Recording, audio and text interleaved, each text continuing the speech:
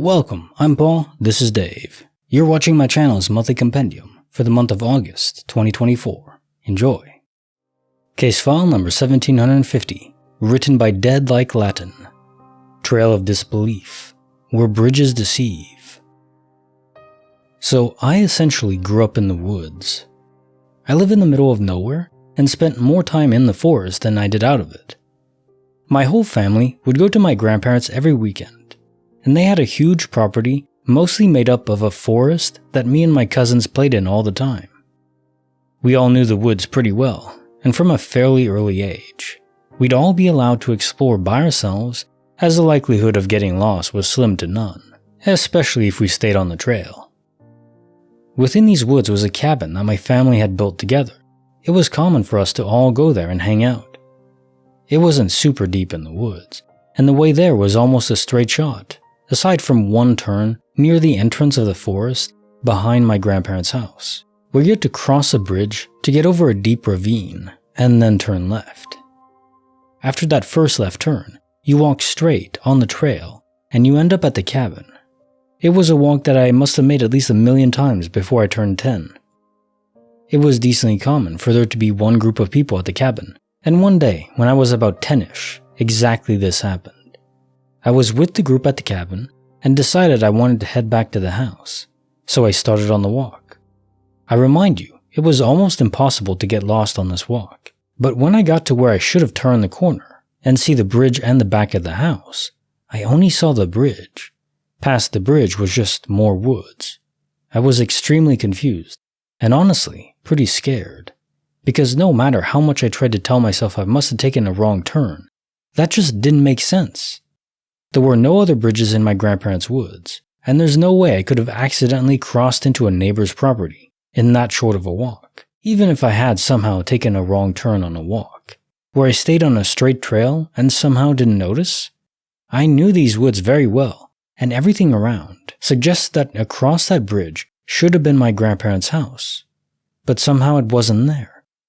I was not crossing that bridge, absolutely not. I turned around and walked back to the cabin, and again, I'm almost certain I couldn't have taken a wrong turn, because the walk back to the cabin was identical to the walk from my grandparents' house to the cabin.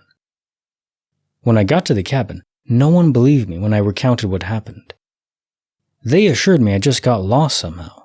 In fact, my mom was mad that I didn't tell anyone I was leaving, and then was careless enough to get lost. When I brought up the fact that that was impossible because I saw the bridge, and there's no other bridges in the woods, they said I was lying to get out of trouble. This is only one of many weird stories I have that took place in these woods.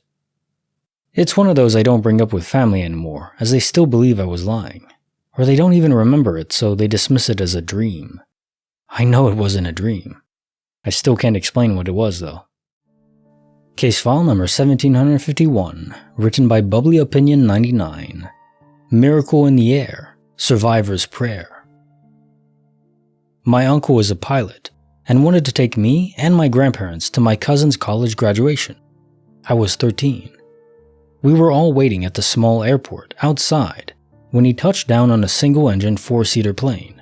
Don't know the real name of it. When he landed, I immediately got a gut-punch, stomach-dropping feeling. I wasn't scared of flying, but something inside me told me that something was wrong or off. I don't know if he landed funny or what, because nobody else seemed to react the way I did, but I had a very hard time shaking that uneasy feeling. We all loaded into the plane and took off. Not even a minute or two passes by, and we're now high above the tree levels, when suddenly, the engine stalls. I didn't realize it right away, but noticed that something was wrong again. Wrong, and noticed my uncle was intently focusing on turning the plane around. That's when I saw the engine had stopped. In a blink of an eye, we bank hard and start nosediving down. I closed my eyes and said my goodbyes to myself, and we all silently went down. There was a loud crash and noise, and I felt my whole body snap forward and back, and I saw a flash. Next thing I know, I feel like I'm okay, and so I open my eyes and see that I'm alive. I very quickly gather my wits about me and check on everyone else, and everyone seems to be also alive. I look out of the window because I hear something to my side and see the gas pouring out. I shake my uncle and tell him we need to get out now, and he springs into action, unbuckles his seatbelt, as do I, and I start asking if everyone is okay. My grandparents are in shock, but responsive, and we reach over, swing the door open, and get everyone out. We start walking away from the plane and see an ambulance arriving at the same time. People had seen the crash and called 911. The entire plane was destroyed. Wings snapped off, nose smashed, tail broken, and yet the area we were sitting in was completely intact. My uncle and I were okay. We had a massive bruise later on, where the seatbelt had held us, and I had a small headache. My grandpa was fine too, and my grandma had like 2 broken ribs, but otherwise okay. Still to this day, don't know how my gut knew something bad was going to happen. Biggest mystery of my life, besides the fact that we survived something catastrophic like that. Would you like my weekly and monthly compilations completely ad-free? If so, check out the link in the description to my Patreon, where for $3 a month, you can get them all completely ad-free. Case file number 1752, written by Moments of Zen. Unseen Hand, the Card's Command. It was an average Monday, and I had just finished vacuuming the house where I live alone. I carried the vacuum down the hallway to put it away in the spare bedroom, then grabbed a duster and started dusting. Now, in the spare bedroom's closet, there is a hatch in the ceiling that leads, presumably, to some sort of insulation space. I had lived in the house for only a few months at that point, and there had only been some odd occurrences that had made me wonder, jokingly, if there was somebody living up there, crawl space style, coming down at night to mess with things. So on this particular day, I decided to see. I shouted at the hatch, things like, "Hey, I know you're up there," and "Come out here, don't make me come get you." I finished up with, "I'm going to count to 5. 1, 2, 3, 4. And at that point, I decided this wasn't worth it and went back to dusting. Then I stepped back into the hallway. The hallway I had just walked through not 60 seconds before, and there was a playing card. Just a single playing card, face down on the floor, lying on top of an Ethernet cord I had stretched down the hallway. And it definitely hadn't been there before. I picked it up and turned it over. It was a 4 of hearts. To this day, I have no idea how it got there. It freaked me out badly enough that I grabbed a weapon and searched the whole house. Found nothing, of course. But I have no realistic theories. There's no furniture in the hallway for it to have fallen from. I don't think it could have fallen from the vacuum, since I'd used it many times. There's no way a playing card could have been stuck inside, without it getting mangled or at least dirty. There was a painting hanging nearby that I had been messing with earlier that day, but again, no physical place on it for a card to be stuck. I did recognize the card though. It's from a deck that I owned, but hadn't used in a long time, which was safely inside a magnetically closed box under another box, inside that very closet where I'd just been yelling at the ceiling. But how one single card could have made its way out and onto the floor, in the brief time between when it wasn't there and then suddenly was? I'm usually pretty good at rationalizing weird things, but this time, I just got nothing. Case file number 1753, written by Yoshiki and Aruji. Sunny Day Twist, Reality Dismissed. So yeah, I wouldn't even say it was the sun. In fact, it definitely was not the sun. This was more like someone hit a switch on reality for just a second, half a second. And for context, I was in my living room with my girlfriend and my dog just in the other room. I was reciting song lyrics to my dog as I was standing basically between rooms, and I get halfway through what I'm saying to my dog and click, but it wasn't a noise. It was even more quiet than before, but literally for half a second. I pretty much instantly looked over to my girlfriend. Before I can even say anything, she asked me if I just saw that too. Now crazy part is this has actually happened to me about 2 other times I can remember, one about a year ago, but I summed it up to my eyes playing tricks on me.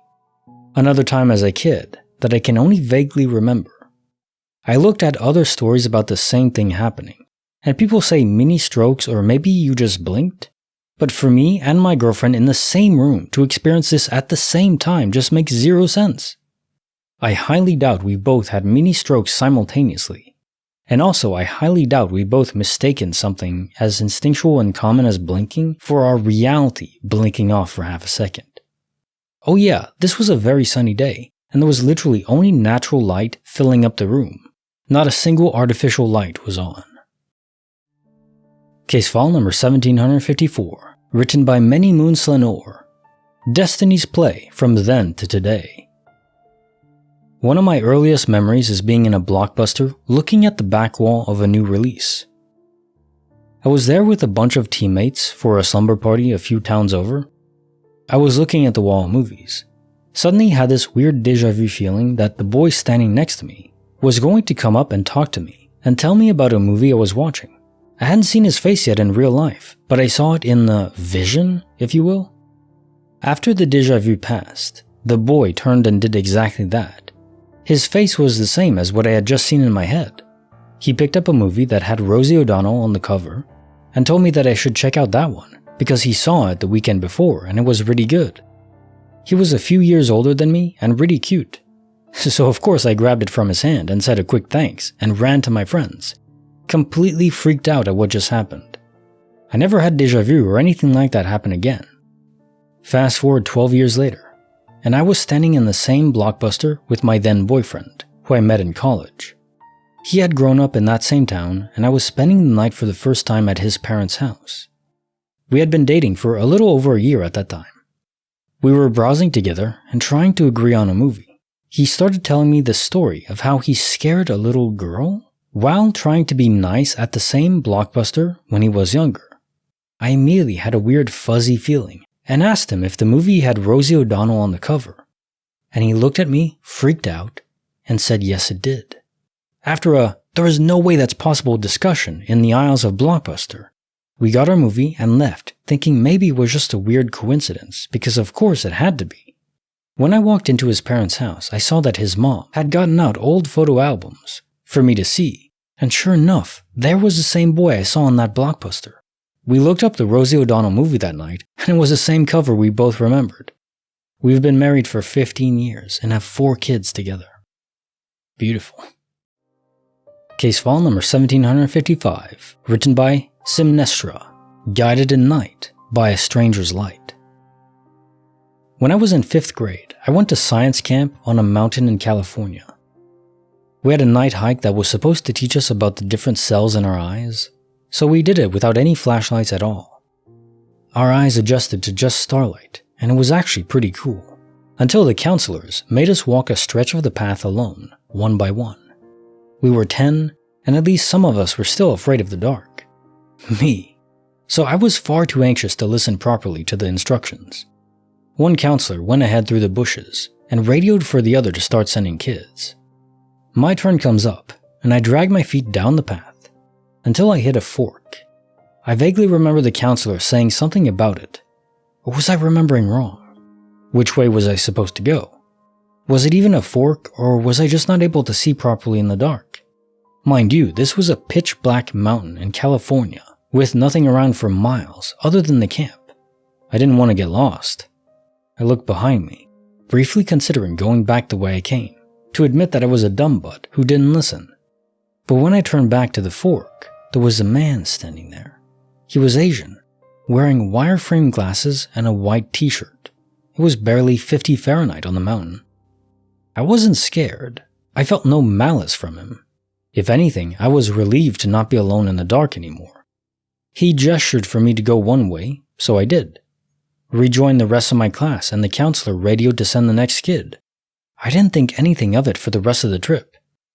It took me until I was on the bus ride home, reflecting on the hike, to realize that I'd never seen him before. He wasn't one of the counselors leading the hike, he never came out with us, and he never emerged from the bushes after all the kids had done their solo walk. I have no idea who or what he was. Case file number 1756, written by Penny949. Disappearing plea? Where could they be? I'm starting to get really weirded out by this. I'm traveling in Europe at the moment. My mom helped me out with some money as a gift for my birthday. I visited Italy, France, London, and Scotland. This whole time, I've been wanting to find a gift for her to say thank you. The first gift I bought was in France, a 7-inch record of an old 60s artist she loves. Me and my friend were on foot. He bought a record too. The guy in the record store put our purchases in separate bags and we walked home. I was holding the bag the whole way home and we didn't stop anywhere. When we got back to the apartment, he had his record and I simply did not have mine. It was gone. I mean it when I say I looked everywhere. Next stop, Italy. I painstakingly chose some gold earrings for my mom in Venice. I put them safely in a sealed makeup bag inside another sealed makeup bag. This is where I keep all the little gifts I've bought people. There are about 6 things in there. 1 week on, I am in my hotel and I open up the little case to look at my gifts and send my dad a photo of the earrings. The day before, I noticed that the earrings were indeed in there, safe and sound, while I was adding another gift to the case. Every single item was there, except the earrings. They are literally just gone. I did not take them out at any stage. I tore apart my entire suitcase and luggage, even though I knew that was the only place they could be. I have not lost a single item on my 4-week trip, not even a train ticket, except for the 2 very valuable gifts I tried to buy my mom. Kindly, what the hell? For people saying it was my friend, I totally would have thought this too, but when we entered the hotel, he was truly only holding 1 bag with his 1 record in it. My record never even made it inside the apartment.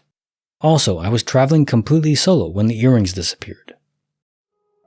Case file number 1757, written by We Are All Haunted. Spoon Mystique, a puzzle unique. The other day, I went to get a teaspoon out of my kitchen drawer, pulled out a spoon with a very distinctive shape that I had never seen before. I got a weird feeling in my chest when holding it. Shock at something not being what I expected, I guess, but just carried on. I asked my partner if he had accidentally brought it home from somewhere, and he said no, and I said I was kind of freaked out because how did a spoon just randomly appear? He told me I was being crazy and someone probably left it at our house. 2 days later when I wake up, he informs me that there is another random teaspoon. This one is from a Finnair airplane. The logo is stamped on the handle, and now he agrees with me that this is strange and is also freaked out by it. We sent photos to any friends who had been at our house in the last month. We thought maybe it was a prank, though we are not prank people and neither are our friends. But none of them had ever seen them. We had some tradespeople fixing our roof a couple weeks ago, so we chalked it up to them somehow leaving 2 spoons in our kitchen, even though some things don't add up, like not seeing the spoons for weeks. They wouldn't have had any reason to go into our kitchen, and the spoons showing up days apart. But today, 4 days after the Finnair spoon appeared, it has now disappeared, and I can't find it anywhere. I put both of the weird spoons in a specific back section of our cutlery drawer. Neither of us had used them. What is happening? Case file number 1758, written by Gargle Hemlock. Mom's Feathered Embrace in a Bird's Grace. A couple of weeks after my mom died, I was driving home from work, feeling very sad and a bit angry. I was pissed off at the universe for leaving me alone. I have no other living family left. She was the last. I was thinking about how we both loved birds and would always point them out to each other. I thought, if all that hippie spirituality stuff Mom loved is real, then the least she could do is send me a bird, maybe, as a kind of sign. It was a long drive, and I saw no birds at all. I thought, of course it isn't real. What a silly thing to think. I didn't see so much as a robin or a wren or anything. I parked and walked down the path to my house. While I was putting my key in the door, something colorful caught my eye. I turned. There, at the end of the path, was the most astonishing bird I've ever seen. Every color of the rainbow, a bright yellow gold head, scarlet chest, iridescent blue back, orange gold wings, black striping. It was jaw-dropping. It was the size of a chicken, but a bit taller, with a long tail. It just stood staring at me. I started to laugh and it got spooked and flapped away over the fence. I live in a large city, which made it even weirder. My neighbor came outside and saw it too, so it wasn't a hallucination. I got into the house and started Googling colorful birds of that size and shape, and eventually found it. It was a Chinese golden pheasant? What the hell? There were no bird sanctuaries or zoos nearby. Never saw it again. I took it as my mom rolling her eyes at my cynical rejection of her hippie spirituality stuff, saying, "You want to see a bird? I'll send you a bird." It was so great. Case file number 1759, written by Narrate. Campus Quest, Shoe Repossessed. When I was in college, I used to go hiking and trekking a lot with my friends. We used to do it within the campus itself. Our campus was massive. It was an ancient institution that was spread across hundreds of acres of forest land, rocks, ponds, etc. Quite beautiful, but colossal. Once, on a hiking trip some 30 or so kilometers away from my dorm, I lost one of my hiking shoes. I was quite upset as I didn't want to ask my parents for money to buy a new pair, and I had loved this one. I wasn't sure where it went, but I was sure that it had fallen off a cliff when we went rock climbing. Quite a risky activity without any safety gear, but it was a beloved ritual on every full moon night when there was enough light. I had removed it briefly to sit cross-legged and tell ghost stories with my friends. I somehow returned with some difficulty without the shoe. A couple weeks after that incident, I was walking back from class, into the communal mess looking down and thinking of the shoe I'd lost. I looked up and, as though magic, the lone shoe was in front of me, literally in the middle of the road that led to the mess. It was no worse for wear and I had no idea who'd put it there. I rushed back to my room thinking it was the piece I had, but lo and behold, the other one was still under my bed where I'd kept it. I still don't know how it appeared in front of me like that, precisely when I was thinking about it, weeks after I'd lost it, so far away from where I lived.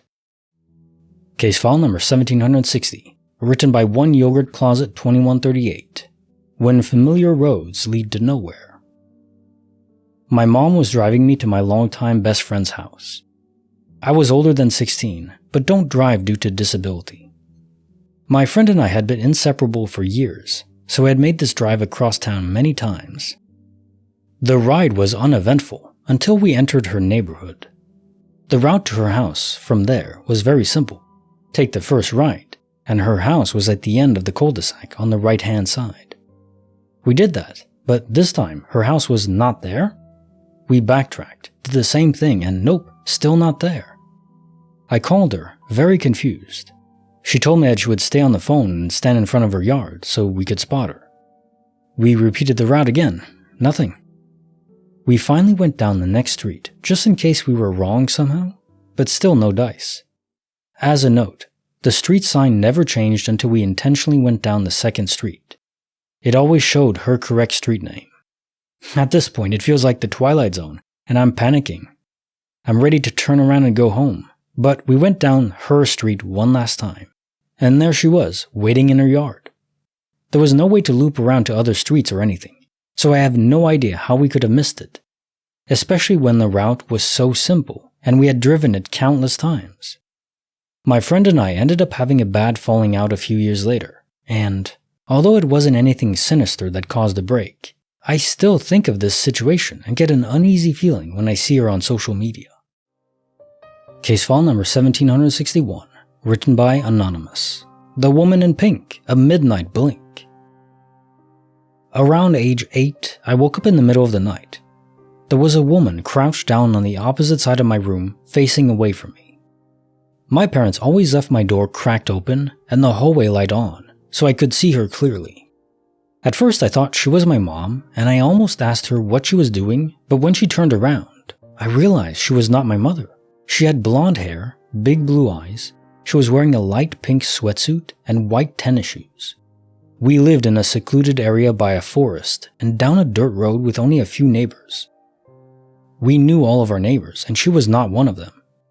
My parents always locked the doors and checked the window locks before they went to bed, and we have a dog that would have whined if a stranger came in. So I don't know how this woman got in our house.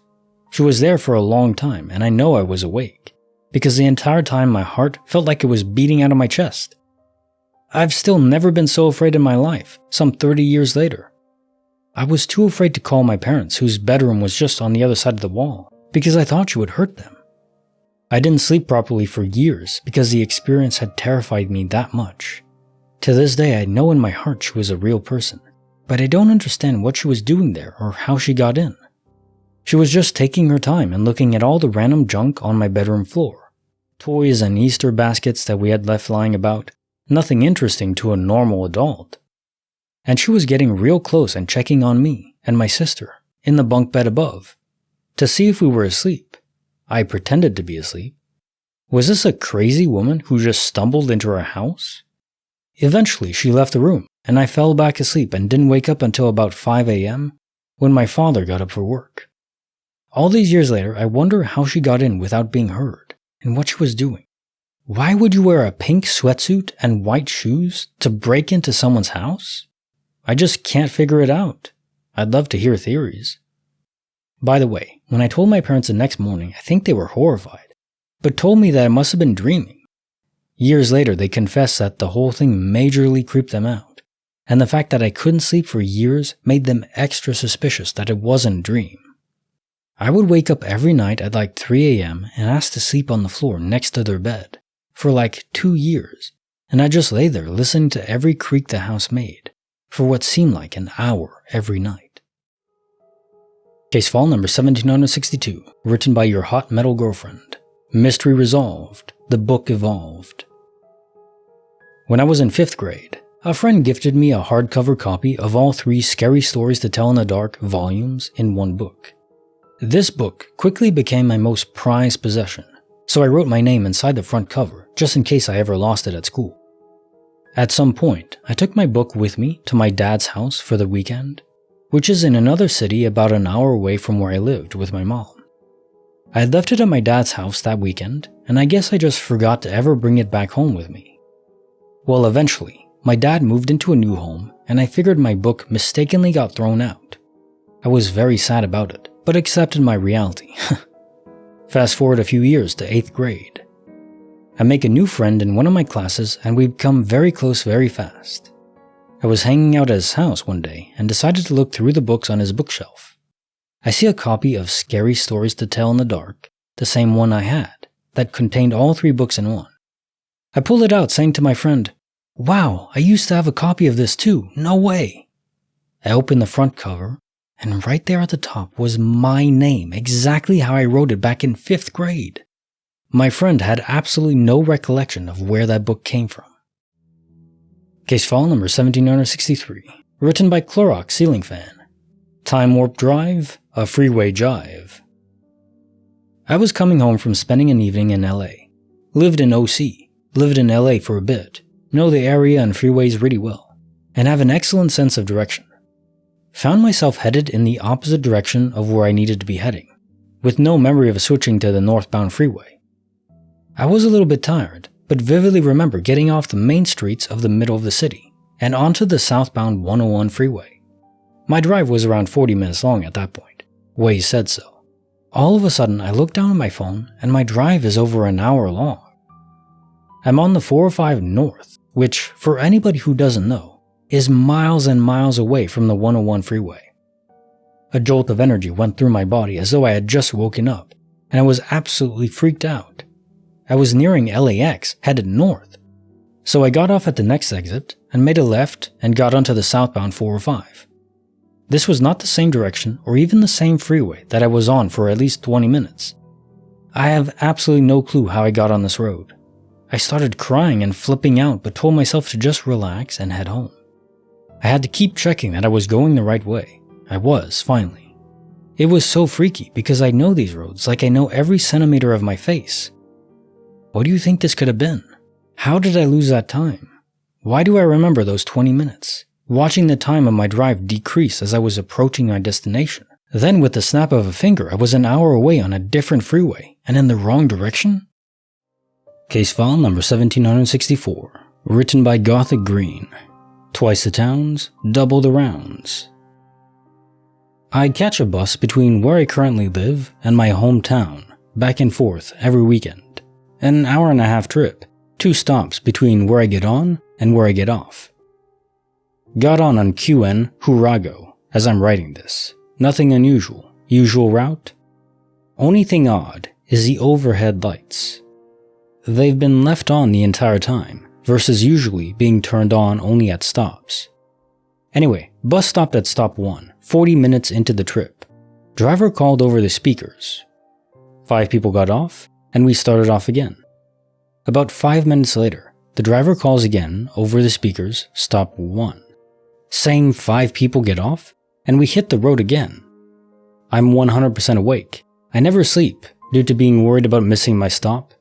Regardless, the overhead lights would keep me awake even if I were to try. Very much confused. I thought the driver just misspoke, but then the same 5 people got off again, one being from the seat in front of me even. And I'm definitely not just mistaking the second stop for the first one, as it's a good 20 minutes between the two. I'd even noted a cute charm on a girl's bag both times before I processed that it was the same. Sat here for a while, trying to understand and rationalize, but I'm still super weirded out. Extra info. The bus stops are not called Stop 1 and Stop 2. They are the town's names, which are not alike at all. Impossible to mistake one for the other. Case file number 1765, written by Majestic Mode 8509. Cheese sticks and berry tricks. I was making lunch for my kids, a variety of fruit, cheese, and English muffin with jam. I pulled everything I needed from the fridge. Strawberries, blueberries, blackberries, grapes, jam, and cheese sticks. I unwrapped the cheese sticks and set down the wrappers. There was enough blueberries to evenly distribute them between the 3 kids. I then put the container in the sink as it was empty. We usually transfer fruit from the store-bought container to Tupperware. The blueberries were the only ones in Tupperware as I hadn't done the rest of the fruit yet. Next, I opened the blackberries. I noticed fuzz growing on multiple berries, and I was pissed as these had just been bought a day prior.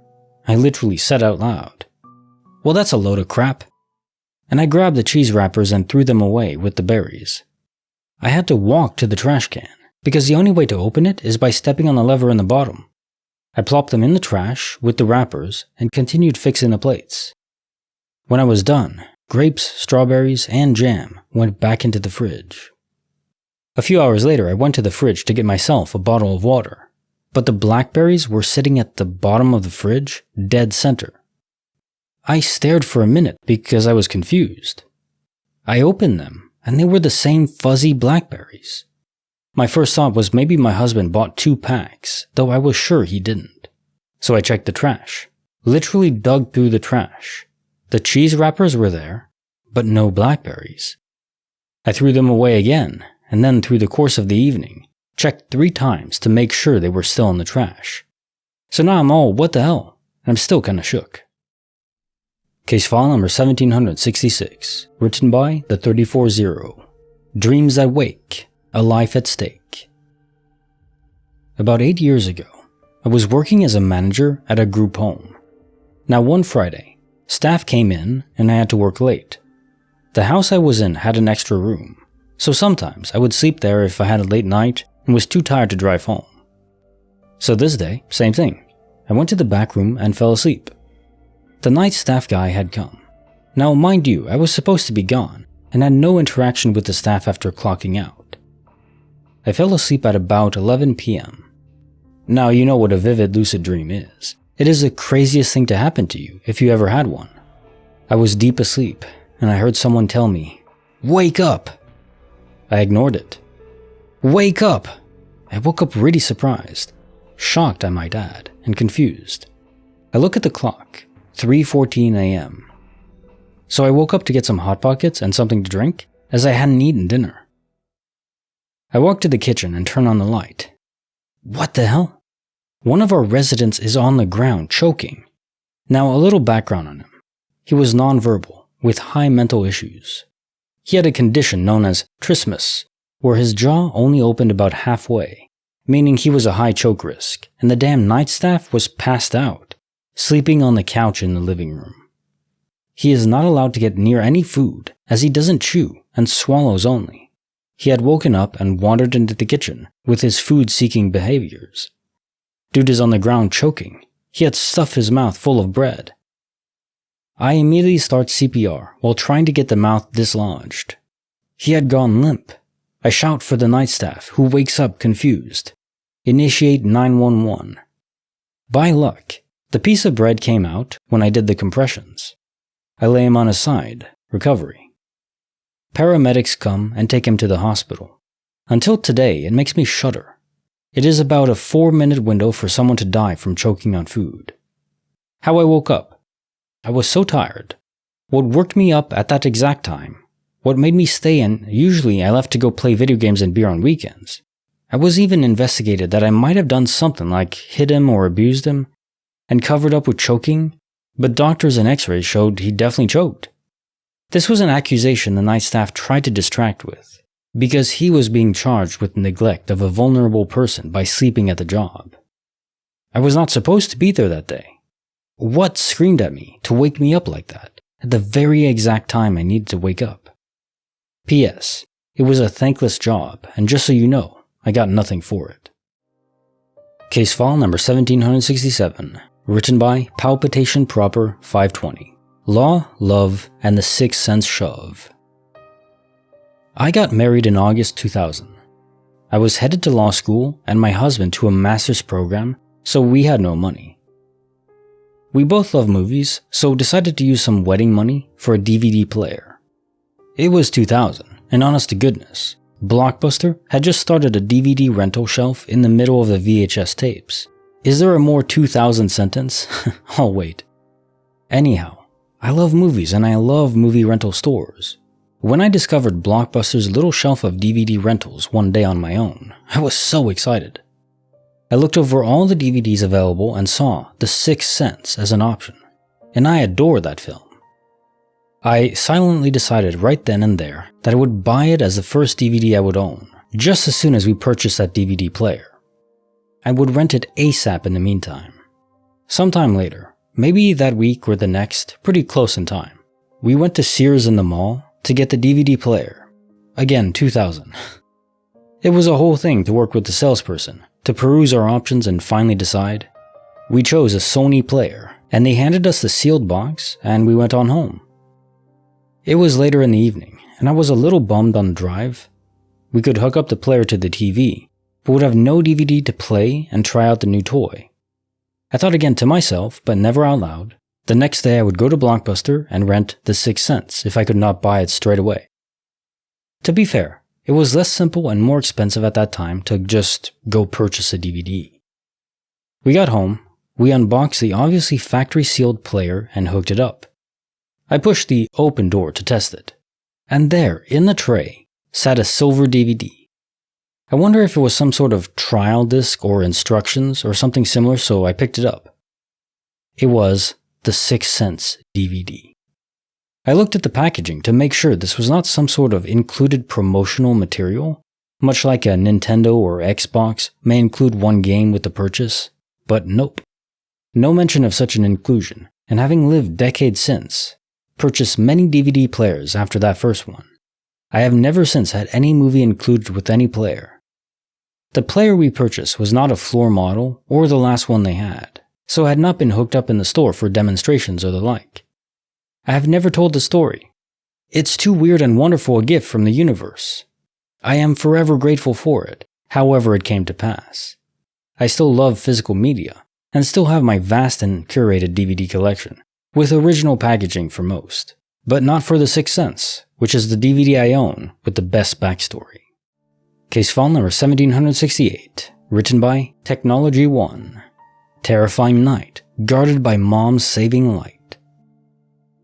When I was a kid, my sister, 12, and I, 8, went to a movie in our very small town. It was the first time our parents let us go to an evening movie by ourselves. We agreed to meet our parents outside of the movie theater afterwards. This was in the early 90s.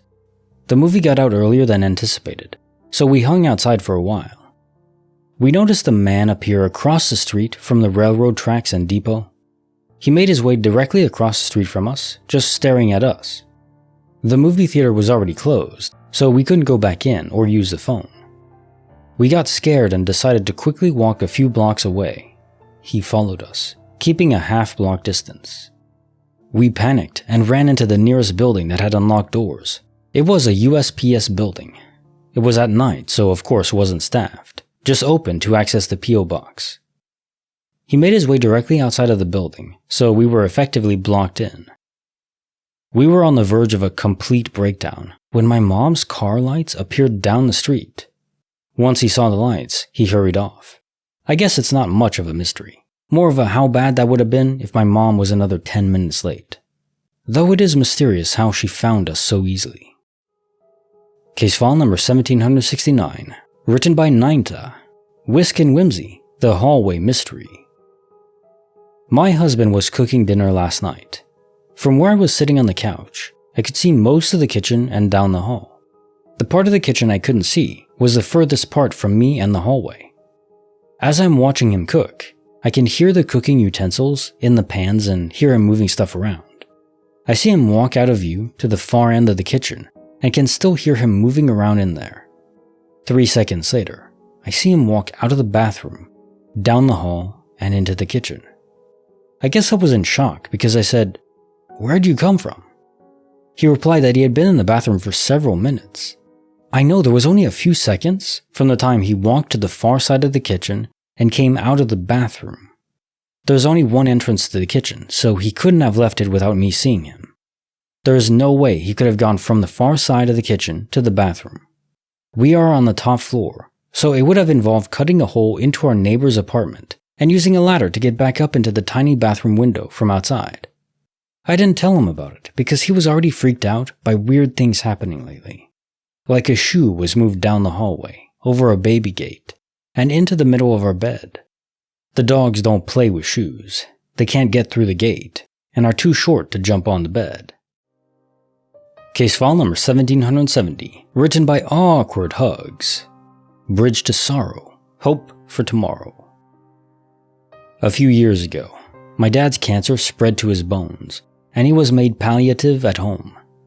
It was a tough time, but my sister and I took comfort knowing that we would take care of his every need, especially since I'm a nurse and she works in admin in a hospital. We understood what we would go through. I was heartbroken, but not anxious that our time with him was coming to an end. Then nightmares start. Every single night for 5 weeks. I dream that I drive over a bridge on the highway that takes me to my mom's house. Every dream, every night, I can never make it to her house because I crash. I never die, but I'm falling in my car, hit the ground, and then go on with life, in the dream. I don't have anxiety when I wake up. I just wonder why I keep dreaming the exact same scenario every single night. Finally connecting it to just feeling a sense of being out of control of my dad's fate. After 5 weeks of these dreams, one night, I feel something else is wrong, but I just can't figure it out. Then I got a call that my mom was in the hospital, waiting for helicopter transport to a cardiac surgery hospital. She's having a massive heart attack. My nurse brain tells me that everything will be okay since a chopper is on its way to get her. I called the hospital for an update since it was prime COVID time and visitors were not allowed in. No answer on the phone in the ER. I rationalize this as a shift change and it's busy. 30 minutes later, I got the call. She passed away. They were doing CPR on her when I called the first time. The helicopter had just landed. She was being transferred to the stretcher to go to the helipad when she crashed. She never liked helicopters. So now mom has passed away and dad is still palliative. They had been divorced for over 30 years, but remained good friends. The night she passed away, I didn't have the car crash dream, and never did again. 3 weeks later, and we have our dad in hospice. I asked the staff if they could shave his face during his daily wash. He was obsessed with not having an unkempt appearance, even in his weakest time. He said he had to be presentable when he met his maker. Not even 1 minute after they cleaned him up and gave him a shave, he took his last breath. A wave of relief came over me that I have never felt before. After both their passings, I feel as though the dreams were telling me that I couldn't get to my mother because she would no longer be there. She would instead be waiting for my dad, wherever the afterlife would take them. And I would crash in the sense that life was really difficult for me for some time, but I'm doing quite well now. Case file number 1771, written by Sophia141. Asthma Plea and Dream Telepathy. This is one of the cooler things that have happened to me recently. This happened in July. I had hung out with my friend over the weekend, and her mom was panicking that she needed to find someone to watch her younger son on Monday because she had to leave to visit her mom in hospice at the last minute, and my friend had work. Since I work remotely, I offered to watch him. So that Monday rolls around. My friend lives in central Jersey, and I live in Pennsylvania. Since I don't own a car, I had to get up really early to call a Lyft to the train station, then make the early train so I could make it to their house before my friend left for work. So I run downstairs because my Lyft had arrived, and my boyfriend is sleeping on the couch, knocked out playing Call of Duty or something. My boyfriend starts having some sort of asthma attack, so he starts panicking because he can't find his inhaler, which is typically on him at all times. And I'm panicking because my boyfriend is having an asthma attack, but also my Lyft was there and I needed to take that train. So I search for the inhaler everywhere, and whenever I'm under pressure I talk to myself. I might have said some type of prayer to Saint Anthony, or just repeated something along the lines of, "Where the frick is this inhaler?" But regardless, I eventually found it. My boyfriend survived, and I made my train, all was well. Now here's the trippy part. A couple hours later, I got a text from my brother. He lives in California, so there's a 3-hour time difference. He was just waking up. This is how the conversation went. "Brother, I had a dream you were asking me for an inhaler, so I have to ask if you feel okay." Me: "That's so weird. I was looking for Sam's inhaler this morning. He lost it." "That's insane. You heard me in the 4th dimension. We were trying to go somewhere in the dream, and you were like, 'I can't go unless I have an inhaler?'" "Yeah. I did take some mushrooms while I ran the 50K, so maybe I was chilling in that realm a little bit." This blew my mind. My family and I have always had the most insane dreams. We all talk in our sleep, lucid dream, etc. I don't think we've ever really texted one another about being in each other's dreams, though. It's so cool we caught this. Dreams fascinate me. Case file number 1772, written by Cherry Cocktail 20. The Winter Wait at Serendipity's Gate. About 20 years ago, I was waiting for a bus in the middle of winter. At the time, I was a 22-year-old punk kid, mohawk, basically just a messy rascal. As I was waiting, this older Middle Eastern man, probably in his mid to late 30s, walked up to the bus stop. He was wearing a blue suit. Looked like he was probably an office worker in one of the financial business towers nearby. Basically, we had nothing in common. I can't explain what happened. But the second we saw each other, we just stopped and stared at each other, and smiled this really simple, sweet, confused smile at each other. I have never felt such an overwhelming sensation of, "I know you." Not in my life before or since. And I also know he felt the exact same thing. I recognized him immediately and just knew him. It was a surreal goosebump kind of feeling. He walked over to stand next to me. We stood smiling at each other for like 5 minutes, not having any idea what to say, before he finally asked, "Do you have the time?" I shook my head, no. This was flip phone days and mine was dead. So we continued to just stand there smiling at each other.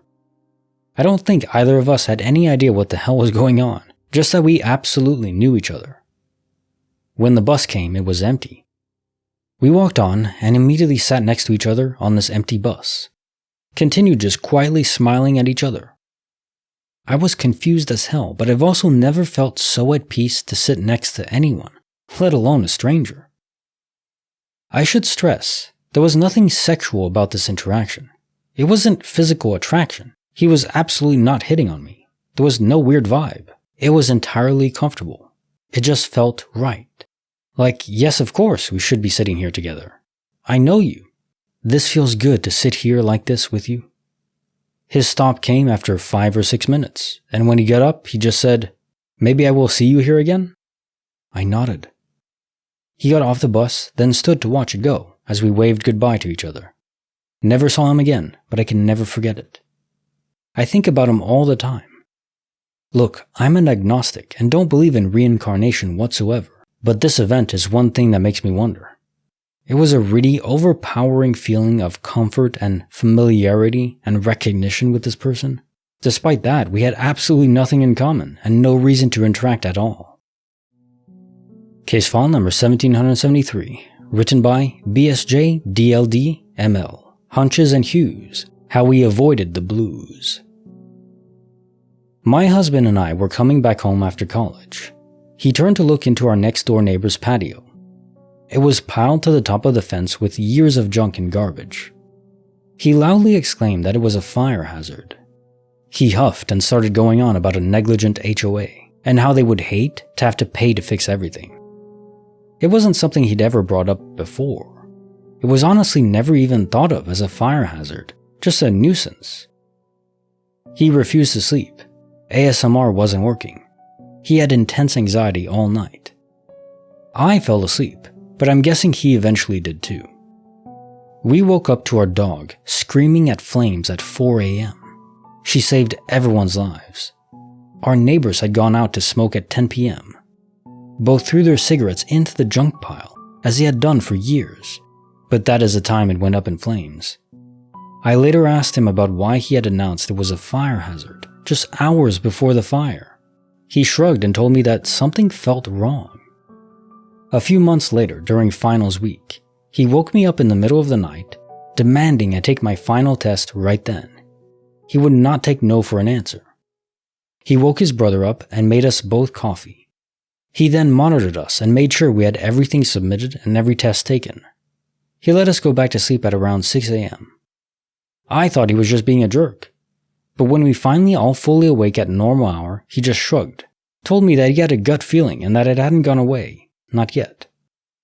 Hours later, I was gaming when the Wi-Fi cut out.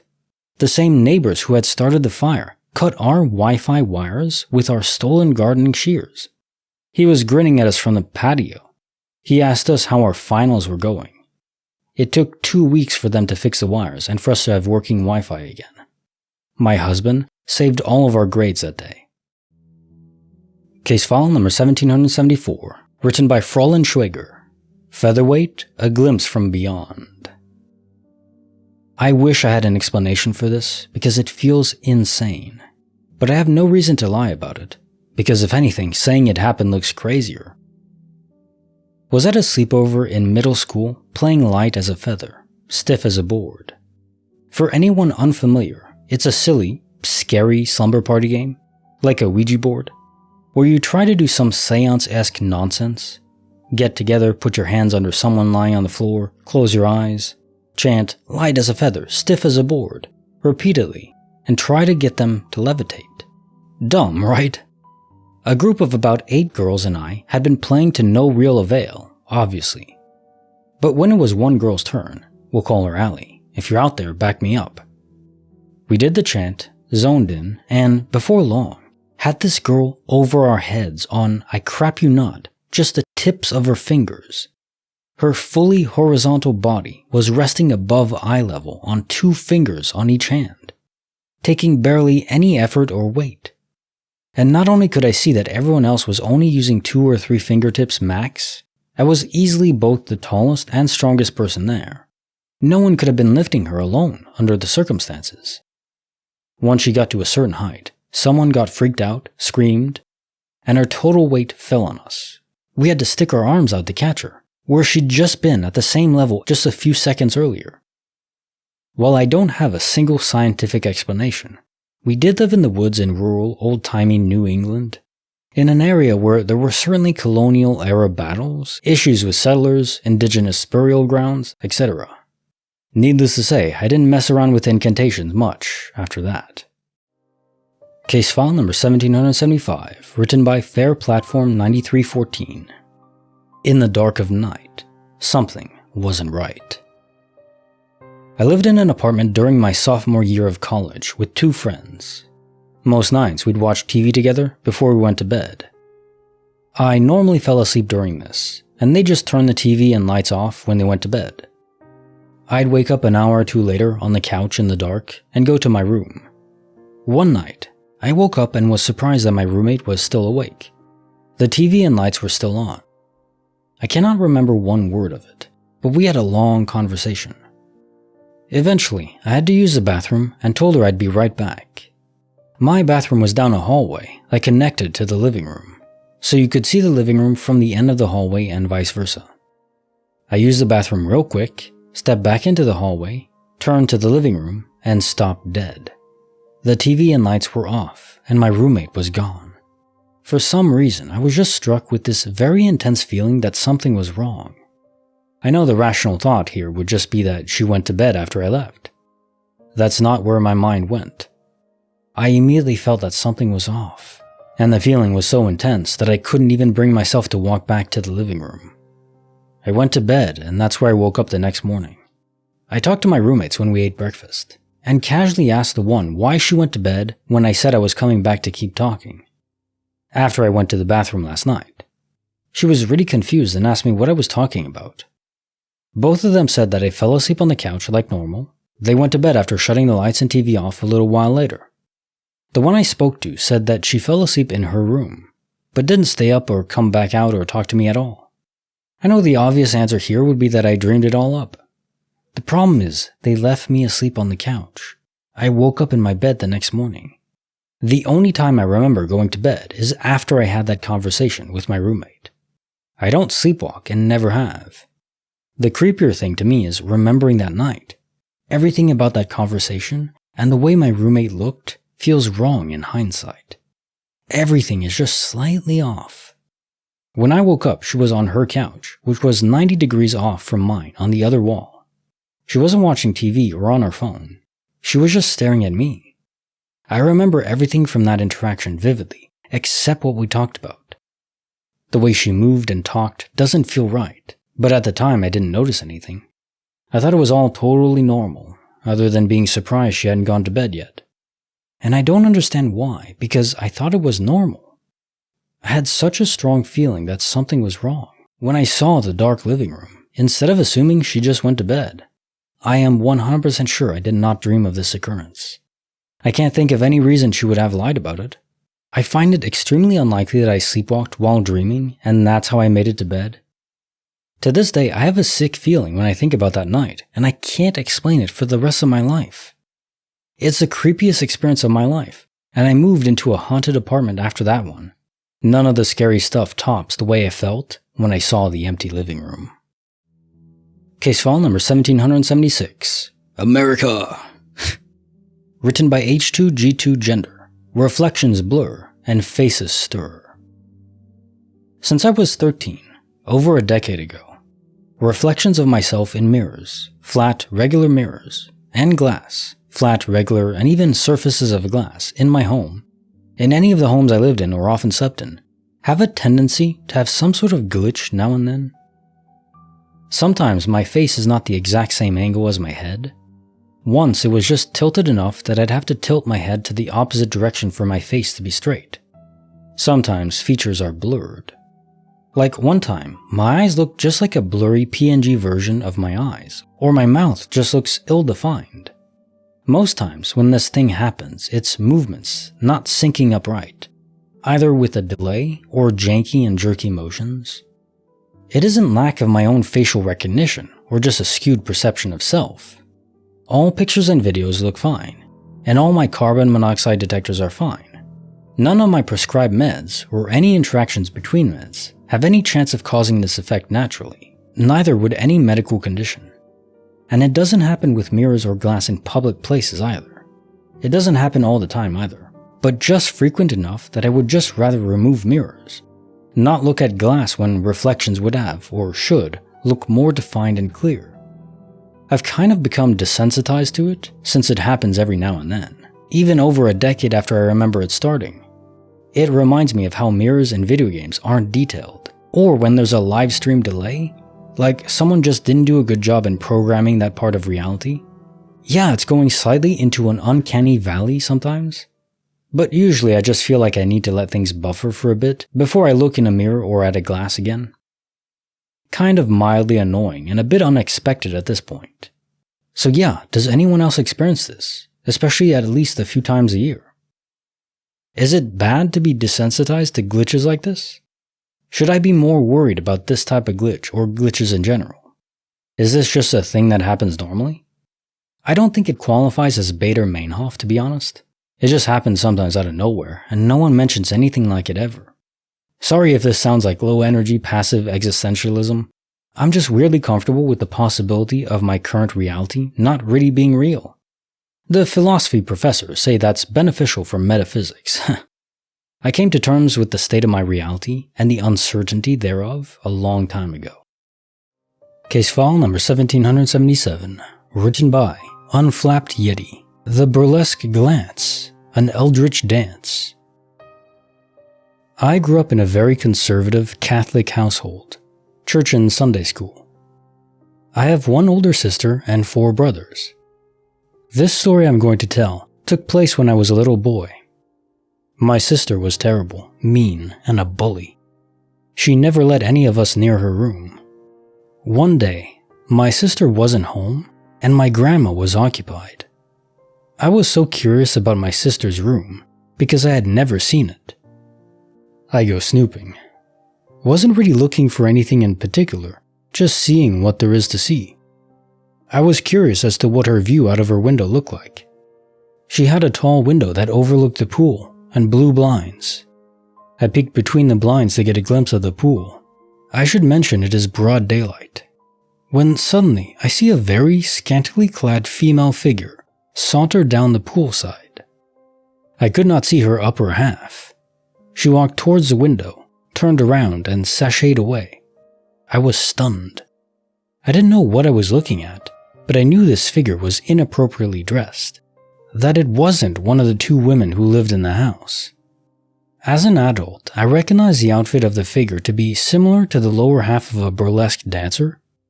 Fishnets, black pumps, and a tight one-piece with flare at the hips. I was around 5 years old at the time, give or take a year, and my sister was only 6 years older than me. It obviously was not her. It was clearly not my grandma either. After I saw the figure, I ran out of my sister's room. I would think about it from time to time, but I never said anything because of my strict family. I was snooping. Some time passes, perhaps months or years, I don't know. It was a long time ago. But I had another chance to explore my sister's room. It was under similar circumstances as the first time I went snooping. This was only the second time I'd ever seen my sister's room.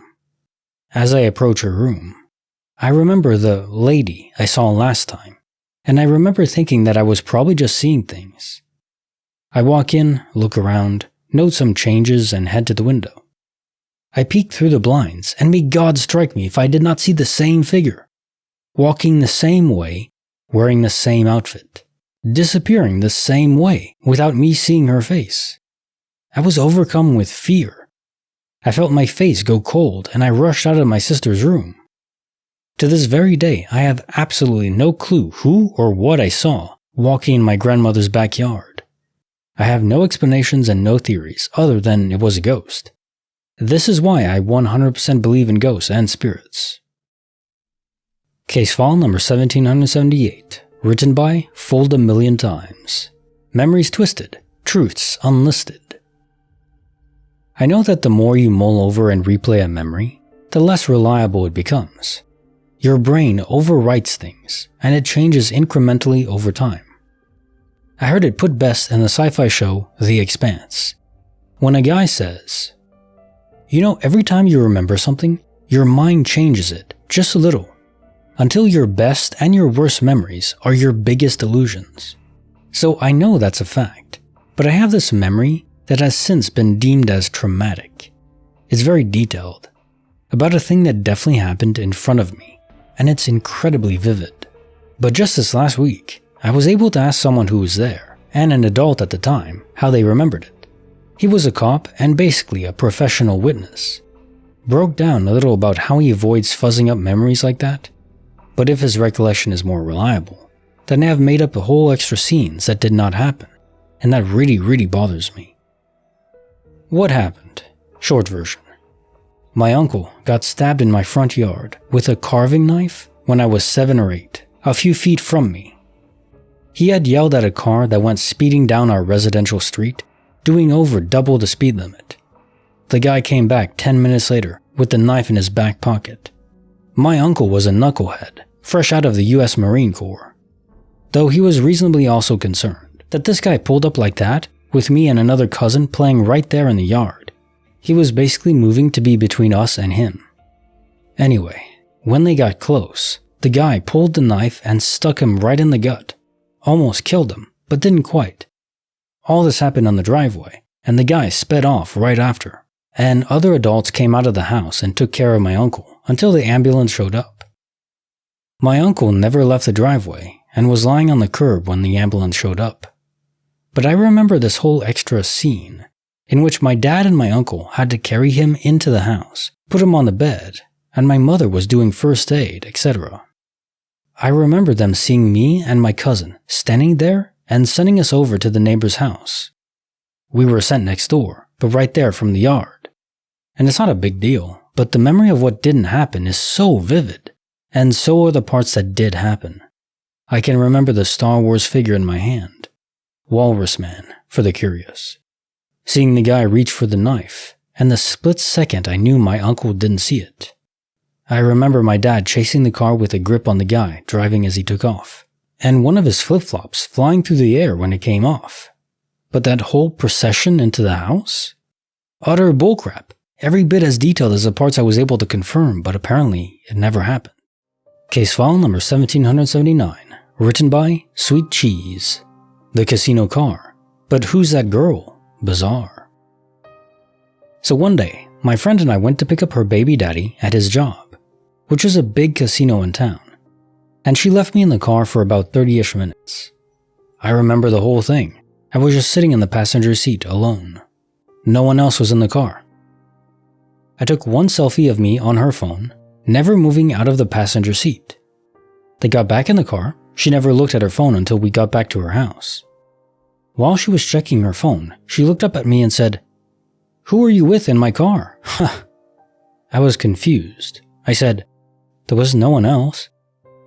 She showed me the photo, and it is of me sitting in her driver's seat with a girl in the passenger seat next to me smiling for the photo. I said, "Yeah, I had no words for a little bit. I said, "I don't know who that is, and I never change seats. Not one of us knows who the girl is." Still to this day, we have no idea who is in that photo or how it got there. I was in the same outfit and everything from that day. We asked our friends if they knew her. No one had any answer. I know for a fact I never changed seats. I wouldn't get some random girl to take a photo with me, inside sitting in my friend's car at that. The photo is on my friend's old laptop. It's still there. Very strange, and we talk about it from time to time. We have had other weird experiences in the years as well. Case file number 1780, written by Curly-Haired Wife. Pup's Secret Flight, From Driveway to Bedtime Delight. My sister lives across the street and has a 14-year-old dog, who has to be picked up and carried up steps to get in the bed. He was at my house hanging out, so I let him outside yesterday morning, through the front door to go pee. I was hoping it'd be a quick pee, but he started walking up the driveway sniffing around. So I stepped back inside, closed the door, then continued cooking breakfast when I had to run across the street to my sister's to grab a container. Once I walked outside, I was like, oh crap, I left him outside. I didn't see him while walking over to her house. When I got to her door, I asked if he came to her house or was in her backyard. She said he wasn't there. It's normal for him to wander off, but I know people don't play with their dogs. Started to panic like, oh my god, did I just lose our dog? I started looking around outside calling his name. He always comes to his name. I was panicking even more once I realized there was no sign of him outside.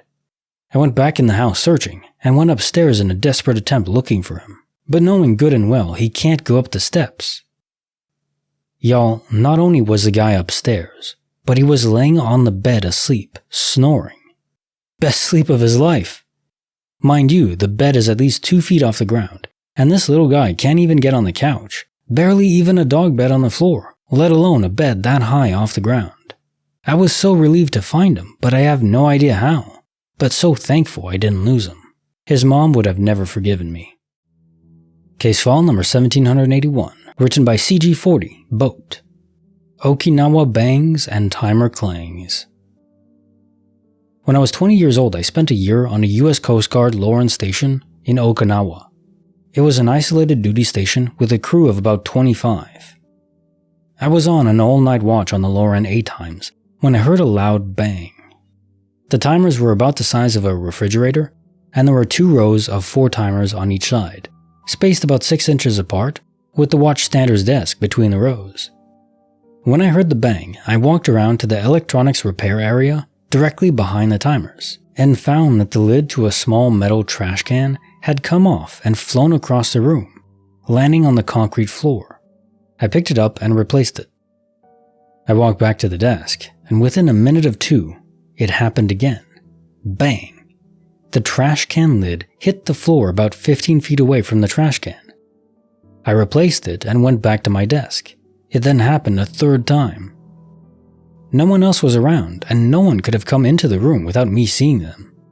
I walked around and picked up the lid again, and as I was walking towards the trash can, which sat under a stand with a coffee urn on it, some spoons in a water glass next to the coffee pot stood up and started rattling back and forth in the glass.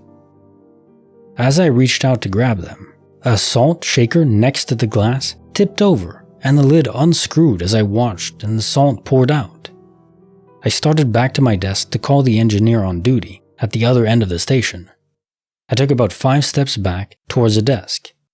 As I cleared the row of Lauren timers, a small plastic tray next to the phone flew off the desk as if it were thrown and hit the floor, about 8 feet in front of me, scattering paper all over the floor. I called the engineer and told him things were flying around the timer room. He called the XO, and they both showed up about 10 minutes later and hung around for a while, looking at me sideways. The XO questioned me about what happened, then they left. The engineer went back to his watch, and the XO went back to bed. Nothing more happened that night, or any other night that I stood watch for the rest of the year. I've never had any other paranormal thing happen to me before or since. What was strange in retrospect is that I wasn't particularly frightened, more confused at what was happening. It was a very well-lit room where I spent a lot of time on watch, and I was never at all uncomfortable there. I remember thinking at the time that there might be some kind of power surge in the generators. We transmitted these super low frequency pulses that went all over the North Pacific. Case file number 1782, written by O.K. Huckleberry, 1588, Clarksville Chill, when time stands still. This happened years ago. It was a weekend and I was in the kitchen getting myself some coffee. I then sat at the kitchen table. A song came on the radio, Drift Away by Dobie Gray, as I was at the kitchen table. I decided I would check to see if the laundromat was open. It is almost straight ahead on another street from the front of the trailer I was living in. I went outside to do this and had to walk about 20 feet before I had a view of the laundromat, to see if the lady's car that worked there showed up yet. It was there. I then go to the living room, sit on the couch, and put on my shoes and I finish my coffee. I then go to my bedroom at the opposite end of the trailer from where the kitchen is, to get my dirty clothes. I then grab the laundry detergent that was in the bathroom. I leave and I have to walk by 3 trailers, lengthwise, and cross 2 roads inside the trailer park. Then I had to cross 1 more street after leaving the trailer park, not before waiting for a car to go by. I go in and get change from a machine inside, then put detergent and clothes in the washer and put coins in. Then I leave and go back to the trailer I live in. I walk in and the same song is playing and continues for at least another minute. This wasn't the only time something strange happened when I lived there. 2 other times I could see where everything looked frozen in the distance. One time the traffic looked like it wasn't moving even though there was no reason for it. Then it looks like it's moving slow. Then all of a sudden, when it reaches me, traffic is going fast. Another time people were frozen at a distance as I was pumping gas. I think another man noticed it also. That other man pumping gas kept pumping when his tank was full. It made a big puddle of gas on the ground before I told him. This was along Fort Campbell Boulevard in Clarksville, Tennessee, near the Kentucky border. Case file number 1783, written by Negative Teacher 867. Coke gone awry in a night of grocery lies. When I was away at college, one night I had Chinese food and half a bottle of Coke. I put the other half in my mini fridge in my bedroom. The next night, my 2 roommates and I went grocery shopping and I came back with a brand new bottle. I then went to my bedroom and put the new bottle away, taking out my leftovers and the half bottle of Coke. As I heated up my food in the kitchen, I went back to my room to put more things away. When I returned to the dining room, the half bottle of Coke was gone. I thought maybe I got confused and put it away, so I checked my fridge, and it was just the brand new full bottle. My roommates were in the kitchen when I had brought my leftovers, but they remember the half Coke being there too. We were all really confused. I had them help me look in case I was missing something. We started to feel crazy, and I started to think they were pranking me. We were tearing apart our entire apartment because we couldn't understand. Not in cabinets, garbage cans, nowhere.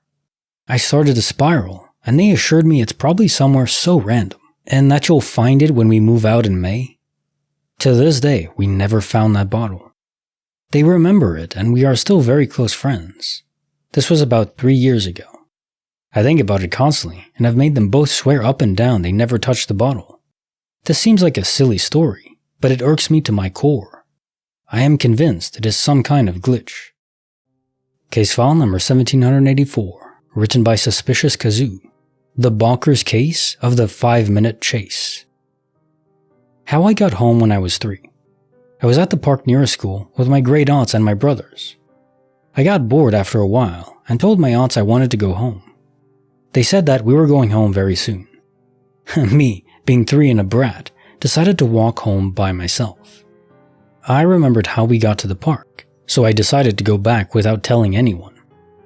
As I was walking, I remembered walking across a particularly busy intersection. There was a massive red truck that I walked in front of. I walk up the block to my house and walk in through the front door.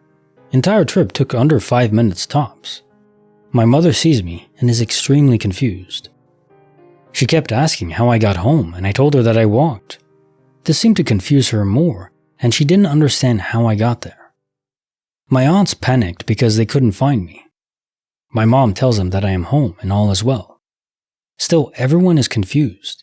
I forgot about this memory until years later, and when I remembered, I was just as confused. Why? There was no park 5 minutes from my house. It would be 10 blocks, and a 3-year-old couldn't have walked that so quickly. There was also no major street that I would have to cross. I would have been walking alongside it. But I was at the park with my family that day. To this day, no one knows how I got home. It shouldn't have been possible for me to get home so quickly. There was no park in the location that I was describing. The story stays the same, but none of it is possible. I crossed a street that didn't exist in under 5 minutes when it should have taken me much longer. I will never know how I got home, but I would like to. Case file number 1785, written by Just a Little Bug Boy. Bewitching Laughter, the Dark Hereafter. She has these weird notches, seizures. We have no idea what they are. They've run tests on her while it's happening. How we know it's not seizures, not electrical, but everyone is mystified. When they started, it was horrifying. She was conscious, but not her. She would randomly laugh, grab her tongue and pull it, writhe, make sounds. She's a tiny thing and kicked 2 EMTs, one across the room. She would grab me and stare at me, gripping so tight it would bruise and break skin. This is not someone who would ever fake these things. She had to quit her job because they would happen at work. She worked a job where that couldn't happen. The scariest one I remember, she went to take a bath, and an hour later we realized the water had never poured. We went to check, and when we opened the door, it banged into something and wouldn't open.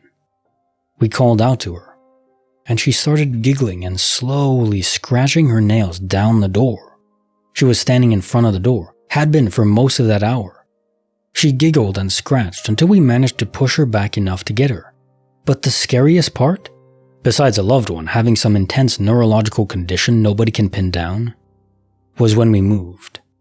See, the apartment we were in had bad vibes. I called it haunted, but clearly some bad stuff had gone down there. The door had been kicked in at some point. We found substances in the drains.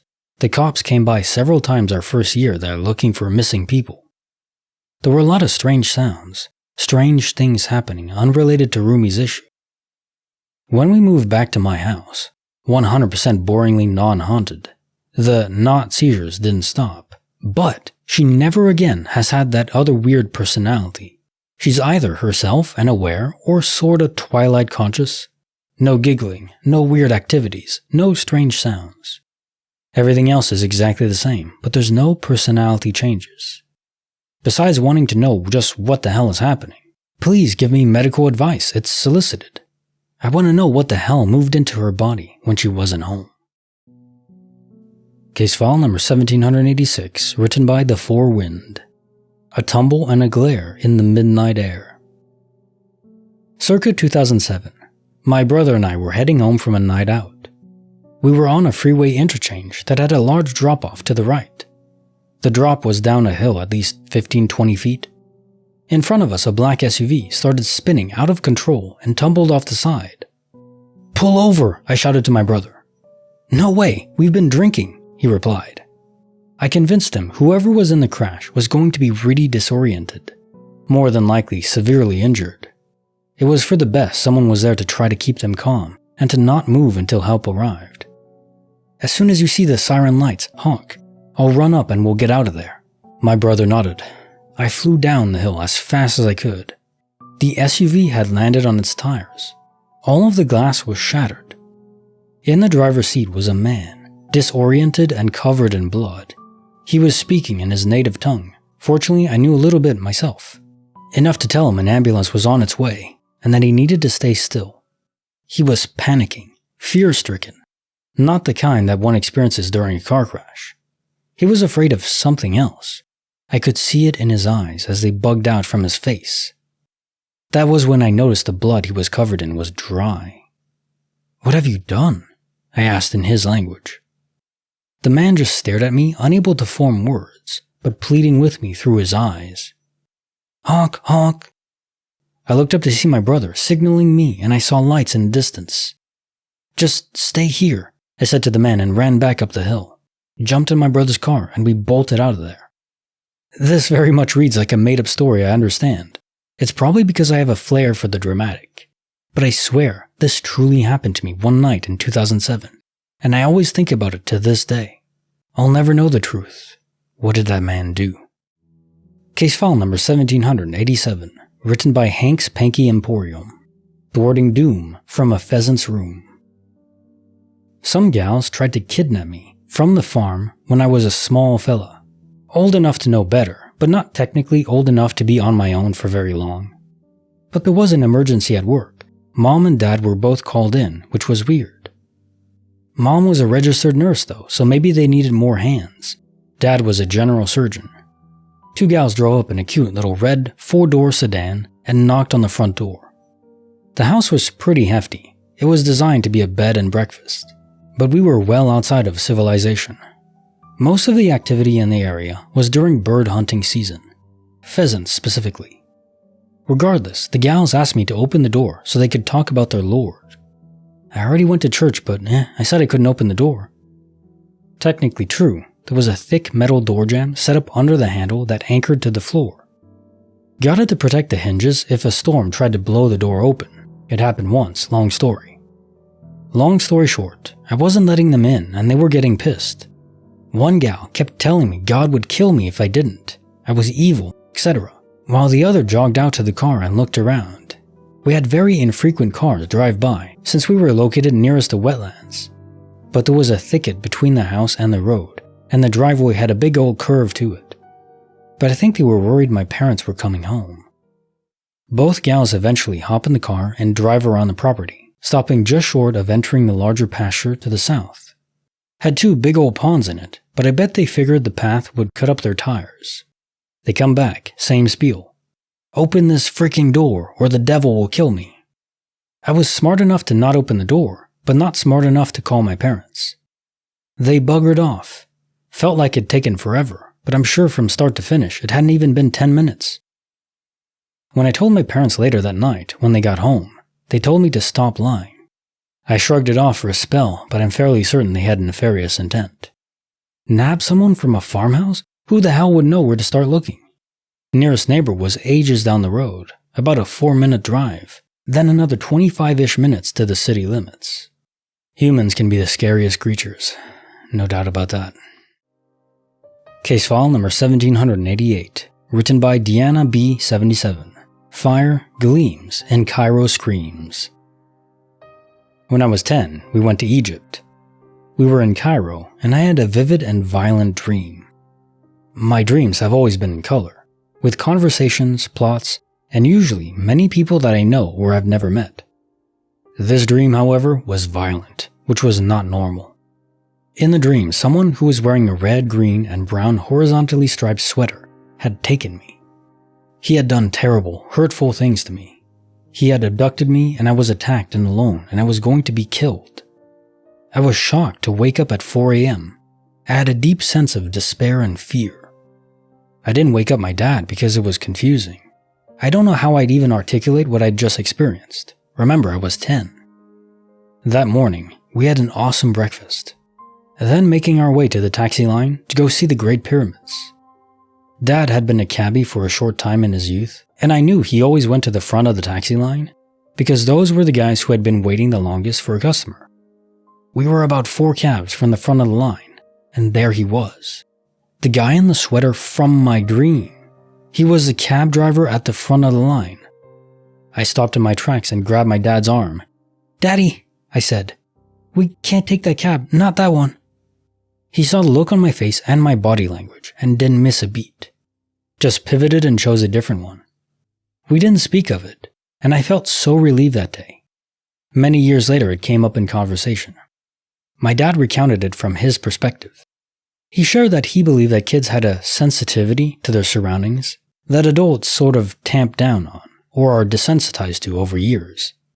He explained that when my older sister was 6, they were walking through a walled bazaar in Tehran, 1972-ish, when she tugged on his shirt and told him that they needed to leave. Without questioning her, he sprang into action. Since it was a closed space, he had to scramble them down an alley, towards the open-air portion and further away, towards the exit of the main boulevard. 1 minute after they left the market alley, Kalashnikov fire broke out. Over 30 people, including shopkeepers and regular people, market-goers, were ended. So when I froze on the street in Cairo, he took it as an indication that there was some danger and took appropriate action. He was amazing. Do me a favor and send him some thanks through the ether. He'd dig that. Thank you, stranger's dad. You did good. Case file number 1789, written by Possible Hat 9159. Voices clear that bring mysteries far and near. I have 2 quick stories. The first was back in 2012. My boyfriend at the time and I were driving down a country road at night when this light appeared in the sky in front of his car. It was like a super bright star had just hovered there for a few seconds before shooting straight up and disappearing. I mean, it went as fast as a shooting star and just vanished. We just looked at each other like, you saw that too, right? The second story, my freshman year of college. I was taking a nap in my dorm when I heard this voice clear as day say, "Cover your ears." I sat up and the fire alarms immediately started going off. I asked my roommate if she had heard anything and she swore she didn't. I still get goosebumps thinking about that one. Case file number 1790, written by Ambitious Thai 8859. Tehachapi Fright. I live in a small town in Southern California called Tehachapi. The mountains up here are really creepy at night. There's stories of hauntings in the mountains and foothills and stories of skinwalkers. You don't whistle at night here. My creepy story was while I was ghost hunting with some friends. I put it in quotes because we normally just headed into the forest up the mountain and smoked on the cliffs. But we decided to go somewhere different that night. We headed into a place called Old West Ranch. It's rumored to be super haunted. Or at least that's what my high school classmates told me. I had barely lived there for 2 years at that point. Turns out that my bestie's stepdad owned the place at the time, so we were cool to go up and check it out. We didn't find anything up there, got stoned, got bored, headed back down the windy, single-lane mountain road. On the driver's side of the road was a steep drop-off, and on the passenger side, it was bushes, trees, and an occasional house. My bestie was driving, with her boyfriend in the passenger seat, and I was sitting behind him. I'm staring out the window, hoping to see like a deer or a mountain lion, or something normal for a mountain town. Instead, I'm seeing a really pale, humanoid-ish shape with what looked like stretched out limbs. It was moving alongside us, keeping pace with the car at 20-25 miles an hour, keeping to the bushes and trees along the side of the road. Literally right as I'm starting to ask if my bestie's boyfriend is seeing it too, since he is on the same side of the car, he yells, "What the hell?" And the pale thing came zooming out of the bushes, slamming into the front passenger side wheel. It hit the car, a small Saturn 4-door, hard enough to push us to the edge of the drop-off. We all started freaking the frick out. My bestie maneuvered the car away from the drop-off, then drove a good distance before we stopped panicking enough to stop and check the car for damage, and proof that we didn't collectively hallucinate. There was a new dent in the metal right above the wheel on the passenger side. A good size one too, almost the size of a hubcap. My bestie just saw a pale shape come towards the car. Her boyfriend described it as, "this pasty butt golem looking fricker," which I can wholeheartedly agree is accurate. I know creepypastas are just spooky stories, but it legit made me think of The Rake.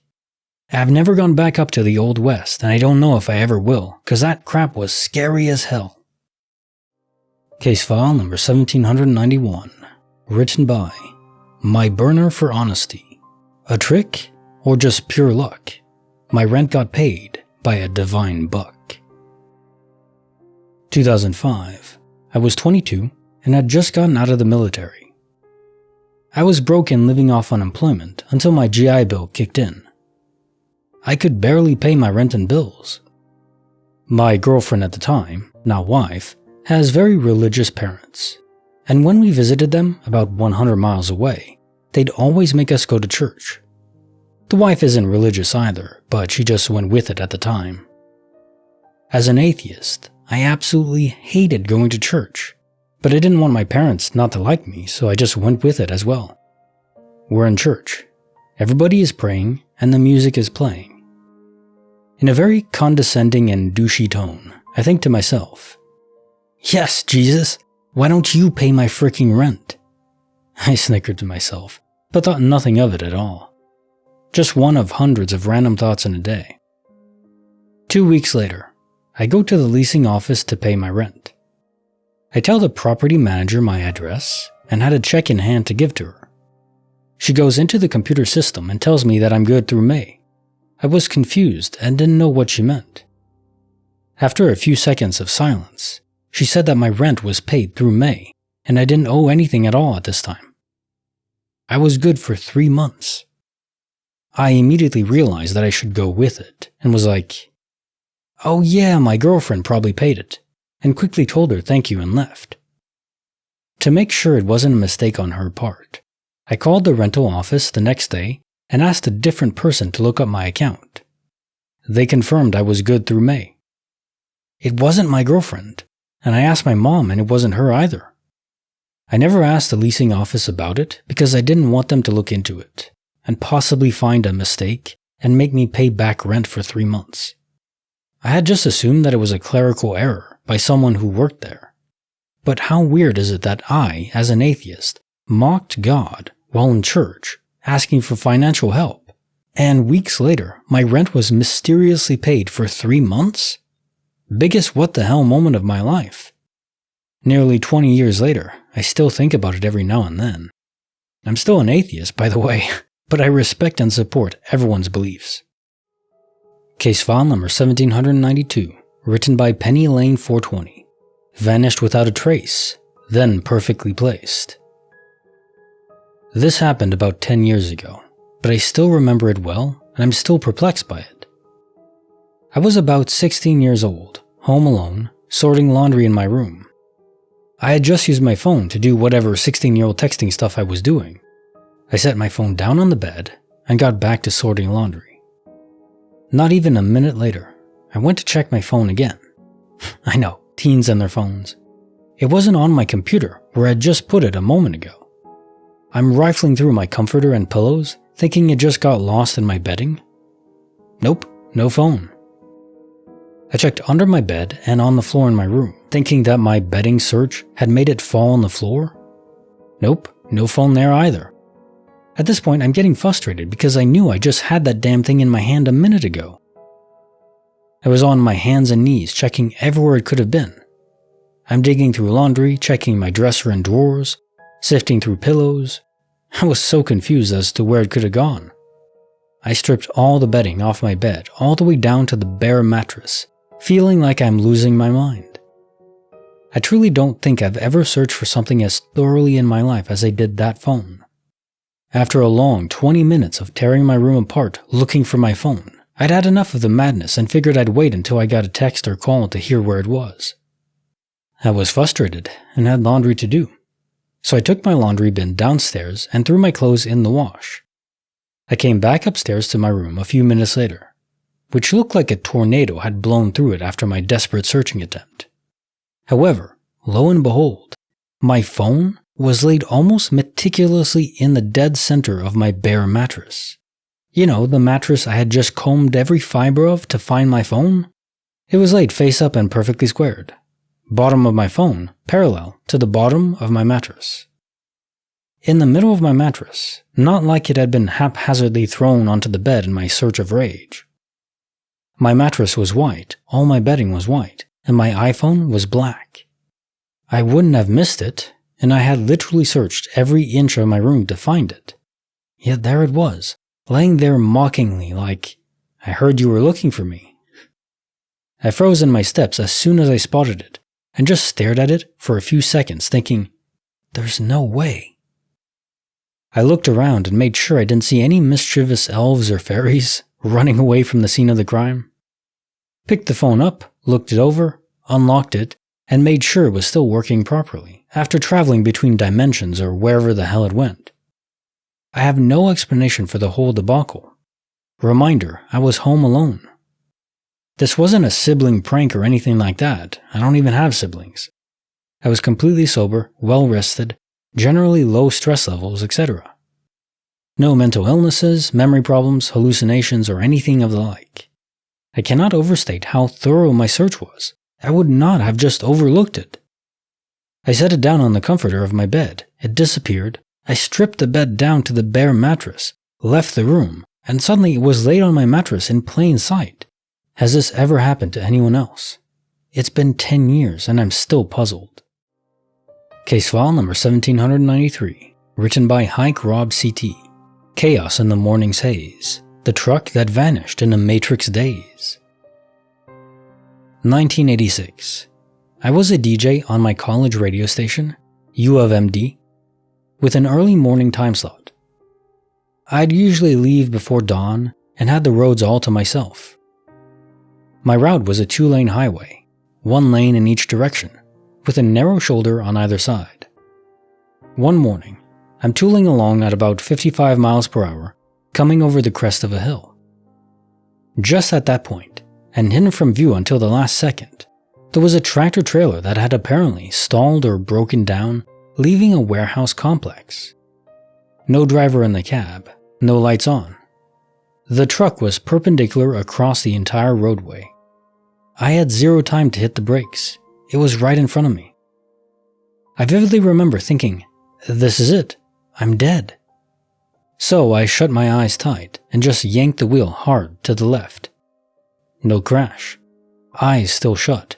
I yanked the wheel back to the right. Still nothing. I opened my eyes and the truck was 60 feet behind me, still perpendicular across the road. Shaking, I finished my drive in to the station and did my show. I'm now a scientist and still a skeptic. My rational mind says that I maybe fell asleep for a split second and just dreamed that part, but it was vivid then, and just as vivid now all these years later. Maybe I got lucky and my blind wheel turn just skirted the front end of the truck. If so, I survived accidentally by literally 2 or 3 inches. Or just maybe, is it a glitch in the Matrix?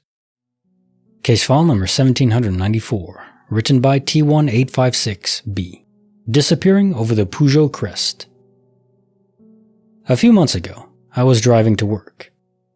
I was following another vehicle in front of me. I remember the exact model, a brown Peugeot Partner. For our American friends, it's a French car. I'm French. I was following it at a reasonable distance, about 100 meters or so. About 50 meters before a T-junction, the road forms a crest over which you have no visibility. The Partner passed the crest about 2 seconds before me. We were doing 70-80 kilometers an hour. And when it was my turn to go over it, it had disappeared. I stopped at the intersection about 50 meters below the crest and couldn't find the car anywhere. There were 2 houses around me, one on each side of the road, but their driveways were clearly visible from my position, and the vehicle was not there. The intersection where I formed was a T, with one road going to the right and the other to the left.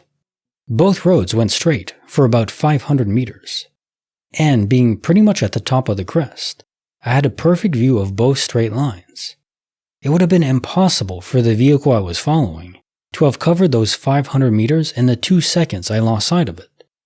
The vehicle was also not parked in the driveways of the only 2 houses around. I did consider the possibility of an accident where the Partner would have driven straight ahead, but right in front of the intersection was a large field of short grass, and there was no trace of the vehicle there either. There were no other roads or paths the car could have turned into. To this day, I still don't understand what happened to that vehicle. What do you guys think? Case file number 1795, written by Careless Cherry 5169, The Phantom Greeting, a doorbell's deceptive ringing. I'll start with what happened first, and then some contextual information afterwards, because I don't want this to be all over the place. I'm prone to doing that when writing. This happened 3.5 years ago. I was in 10th grade, and my sister was in 9th. Me and my sister were in my room after school one day, making stupid videos and doing dumb crap we couldn't usually do when our mom was home. The usual misbehaving. We both heard the front door open and close, and we both heard my mother say, "Girls, I'm home." We look at each other and immediately stop what we're doing, wasting some of her medical gloves, making blow-up glove chickens, throw them to the side, and go into the living room and kitchen to greet her, and to not ever walk in to see the gloves. My door was open, which is why I was so scared. Only we don't see her, so we check her room, not there either. Check the backyard, not there either. My sister then opens the front door to check the front yard, then informs me that our mother's car isn't even in the driveway. I figured she had left the store, but I was a little put off by how fast it all happened, and hadn't heard her leave but didn't think anything of it. I called my mom to ask her if she'd come home at all. At this point, I'm in the front yard with my sister, staring at the empty driveway, as my mother tells me she hasn't even left work yet, as it was only around 4:30 something. She got off at 5. She'd gotten worried and asked why I'd called to ask if she'd come home, and so I explained. Me and my sister were very weirded out. Couldn't stop talking about it to each other for weeks afterwards because it was so weird. I still think about this a lot. Me and my sister occasionally bring it back up, and we just can't explain what happened because we both clearly heard it. It sounded so normal we truly just thought we were going to get caught, because my mom came home early. So weird. Here's some things that might help understand the situation better and provide some context. I didn't want to jumble this all throughout the telling of it. I'm not the best at telling or writing things cohesively. The house was an open floor plan, so the kitchen and living room was all one area. There was a little hallway kind of thing that separated the rooms on that side, the one closest to the front door from the living room, so I could easily hear the door but not see it. The front door had a small foyer kind of bit as well. Me and my sister rode the bus home and got home around 3:30 every day, and my mom at 5, give or take, so we had that time to ourselves. We did have carbon monoxide detectors. I had actually brought this incident up with a friend once, where they brought up carbon monoxide as a possible explanation, and while it makes the most sense that carbon monoxide could explain this, how both me and my sister heard this when we did have functional detectors, we just don't know. Case file number 1796, written by Soggy Potential 5909, White, Bright, Out of Sight.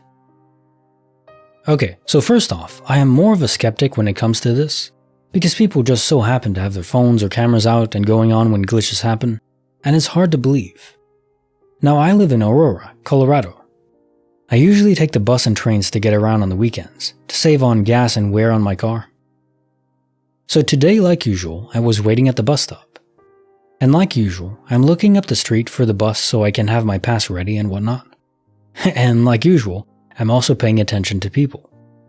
Not staring, just noticing and observing, and keeping note because the world is messed up right now, and I'm trying to stay safe. So as I'm looking up the street for the bus, I noticed a couple. Guy and gal, as I saw, but I'll explain. I really took note of them because they both had really bright blonde hair. Imagine Barbie and Ken. Both were extremely pale, both wore white shorts, both wore white tops. And they were both really tall. Like I'm 6'3", and this guy seemed like he was 6'7" or 6'9" easy, and the girl was not much shorter than him. Now I saw them stop at the crosswalk, waiting to cross the street coming towards me. And I saw them as they started crossing the street, again coming in my direction. So now I realized that maybe I was staring because they really stood out, so I looked away. I literally looked away for 4 or 5 seconds max before looking back towards them, and they were gone. I looked all around, across the streets, down the street I was on. I even ran down the block to see if they maybe were jogging down the street, where I couldn't see from the bus stop. I looked everywhere, and they were just gone. What is freaking me out is how there could be no way to run past me without me noticing, and they just literally just disappeared. What did I just see? I'm trying to think this through and I can't figure it out. Case file number 1797, written by In Vain 1987. Before our eyes, a dusty surprise. So I live in this building for 6 years now, and my wife even longer, 11 years. A few days ago, when I came back from work, I noticed a huge air duct right next to the entrance of the building. At first, I just thought they installed it that day, so I got up close and checked. But after closer inspection, it became clear that the duct was in fact old and dusty. So I took a photo, and because it was late and my wife was asleep, I also went to bed. The next day, I showed the picture to my wife, and asked her if that air duct has been there all those years. Because I thought it's weird I just noticed it yesterday after years of living in that building. She gave me a puzzled look and thought I was messing with her. She said she's never seen it before, didn't believe me. Instantly went down to check and came back with a very puzzled look on her face. There are 11 entries to the building, none of which has an air vent like that installed. For the past 6, 11 for my wife, years, we went past it every single day and never noticed it. Case file number 1798, written by Nutrock69. Paused in the tempest, still as a night, the trees that defied the wind's might. Been reading many of the stories here over the years, but never really saw anything myself that I couldn't readily explain until now. From my house, I can see hundreds of very tall trees around the neighborhood. They're all tall and thin, so on windy days they tend to sway a bit, and even when it's just a slight breeze, it's pretty easy to see the leaves moving around. Last week, my neighborhood experienced a couple of those massively windy thunderstorms, the ones that blew through much of the northeast US. During storms like this, the trees always sway fairly broadly in the wind, and the first storm that passed us last week was no different. Watching from inside, the wind was severe, the rain was being blown nearly sideways, and we could easily see all the trees moving back and forth as the leaves tried hard to stay attached. The storm that hit the next day was just as powerful as the first, but with one significant difference. While it was going on, the wind was blowing so strong that the rain was once again falling sideways. But watching the trees, not a single one was moving. No swaying at all, and the leaves were acting like the wind speed was exactly 0. The only way I could describe it was if someone rendered a scene in a video game, but they forgot to press play. Every tree in every direction I could look were so still they looked like printed pictures, instead of hundreds of trees being buffeted by severely powerful wind and rain. At the very least, the leaves should be getting pounded by rain, causing them to move from that. But nope, nothing moved except for the raindrops, which were very clearly being affected by a powerful wind that seemed to not affect anything else. After watching this for a few minutes, completely awestruck, I turned away to go get my phone to film it. When I turned back, everything was moving as it should. Huge sways for the tall trees, and the leaves were once again moving like they were being affected by strong winds and rain. Is there something that could reasonably explain this? I've never seen the trees and leaves not moving, even on days where there's practically no wind. But everything in all directions was completely frozen until I turned away and back again. It's almost like someone pressed pause on the tree animation, but couldn't restart it again while I was directly watching it. Case file number 1799, written by Nauseant Clover. Watched it burn, then it returned. When I was 19, I used to draw a lot with colored pencils and notebooks. Every drawing I've ever made has been unique from each other, and I never made copies of my drawings. I know this for a fact. I meticulously kept track of these notebooks as well. Drawing scenes of nature like grassy fields and forests, and other drawings of just animals and whatnot. Well, I had one notebook with a distinctive zebra pattern cover unlike any of the other notebooks. I remember this notebook vividly too because it was the one where I drew a cute smiling dog with big blue eyes and goofy human-like teeth, kinda like a cartoon but also semi-realistic, almost like you'd see in those magazine dental ads at the doctor's office waiting room, with photoshopped animals, if you know what I'm talking about. Anyway, my mom had accidentally thrown it away along with my trash, and had it burning in a barrel, and she had just lit the fire when I noticed the notebook, but it was too late and I kinda just stood there, all sad, watching it burn. I even saw the pages curl up from the flames, revealing the drawing of the dog as I watched the rest of the notebook turn to ash and disappear. I was really sad because I spent lots of time on those drawings, and it hurt to see them go like that, but I got over it soon. I never got upset at my mom about it because she already felt guilty enough about it. Fast forward several months, and I'm in my room cleaning, when I suddenly see the notebook on the floor in my room, zebra pattern and all. I opened it up and sure enough, there were all the drawings and of course, the smiling dog with human teeth and big blue eyes staring right at me. I was, of course, in shock because I knew for a fact that I had watched that notebook turn to ash. But here it was, clean and unscathed. I told my mom about it, and she told me it must be a different notebook, and that I was seeing things. No, I know what I saw, and it was 100% the same notebook. To this very day, I have no idea how this happened. Case file number 1800, written by the Skog. Once was strange, twice unbelievable. The man's double walk, inconceivable. I like reading these posts, but I never actually thought I would be writing one. So my coworker and I were walking back to our building from one of our flight line aircraft stalls. There is a large fenced area about 50 yards per side. That is the fuel farm where they keep all the jet fuel and trucks to deliver and return it. So you have to walk around this area to get to our building. As we are approaching the corner, maybe 10 yards from the corner, a tall man whom I have never seen before passes us walking the other way. He is very recognizable because of his bald head and gray goatee and rust-colored hoodie. We are just chatting away and walking around the corner. Here comes the same guy wearing the same clothes, and he just lazily walks past us again like it was the first time.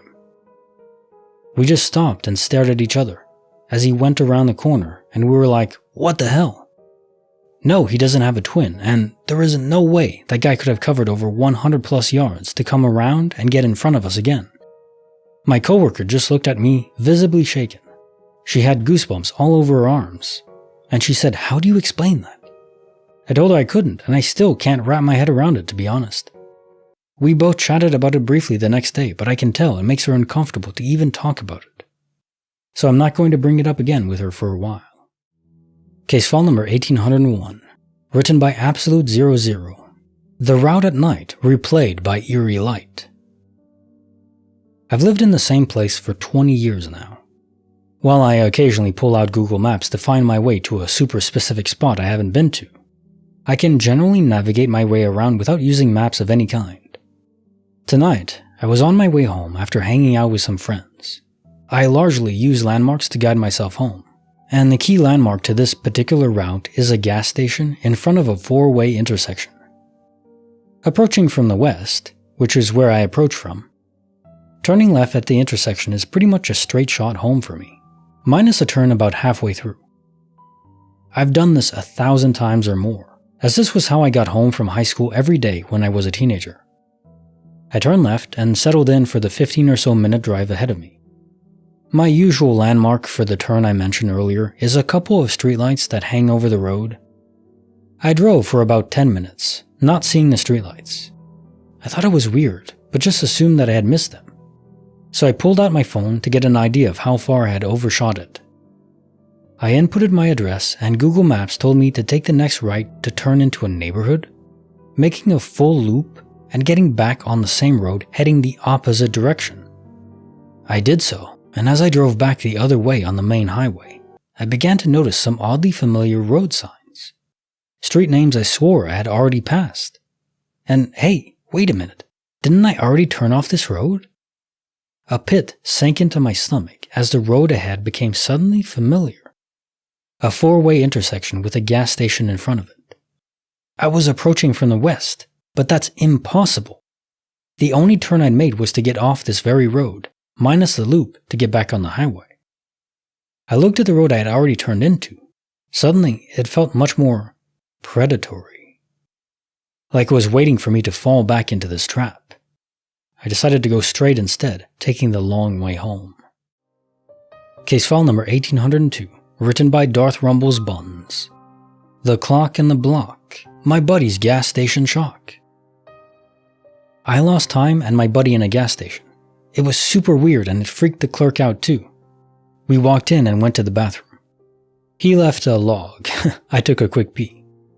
Walked out and grabbed a soda and waited for my buddy to come out of the bathroom. After about 15 minutes, I sent him a text and wandered outside to see if he had slipped past me.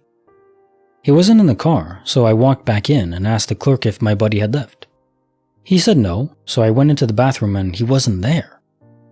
I walked through this tiny gas station looking for him for a solid 5 minutes, before he walked through the front door and asked me why the hell I was taking so long. The clerk snapped his head towards him and then looked at me, and we were both like, "What the hell are you talking about?" According to his phone, it had been 30 plus minutes since we had walked in. He walked into the bathroom, took about 5 minutes, walked out, bought a soda, wondered where I was, and walked out to the car to wait. He said he finally saw me walk out of the bathroom and slowly walk around the store. That was when he came back inside to give me some crap.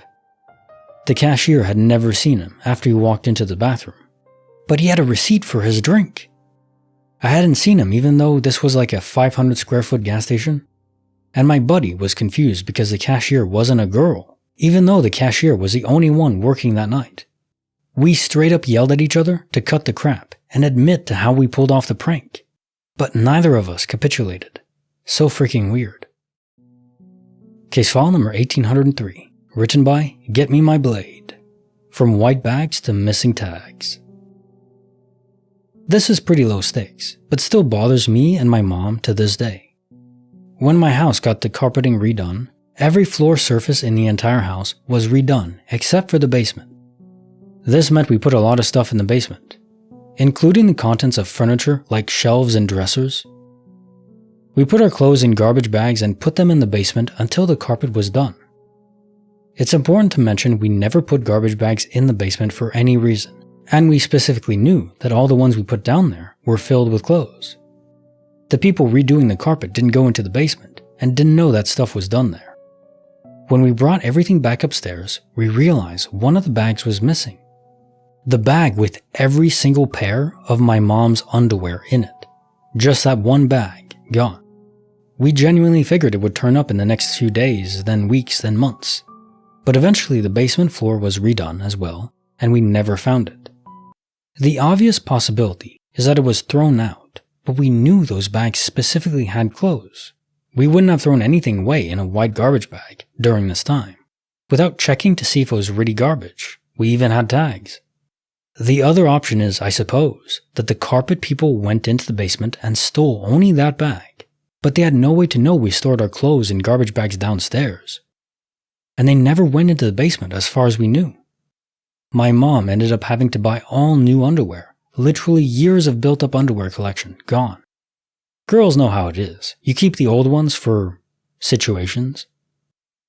It sounds like just a simple mistake was made, but I can't emphasize how freaking bizarre the circumstances would have to be for someone to just throw it away or steal it. We still talk about it often. Case file number 1804, written by Raven Amour. Our first meeting reflection revealing a historical connection. So, about a week after I started my first job in college, I had a guy come up to me at the smoking area and start chatting with me. I knew him from somewhere, I knew that. The problem is, and this happens to me a lot, is from where. I grew up in the military, and I've been everywhere. I went to a relatively large high school, and I just graduated from a relatively large state college. There were tons of possibilities. I was too embarrassed to tell him I didn't know where I knew him from, so I kept talking.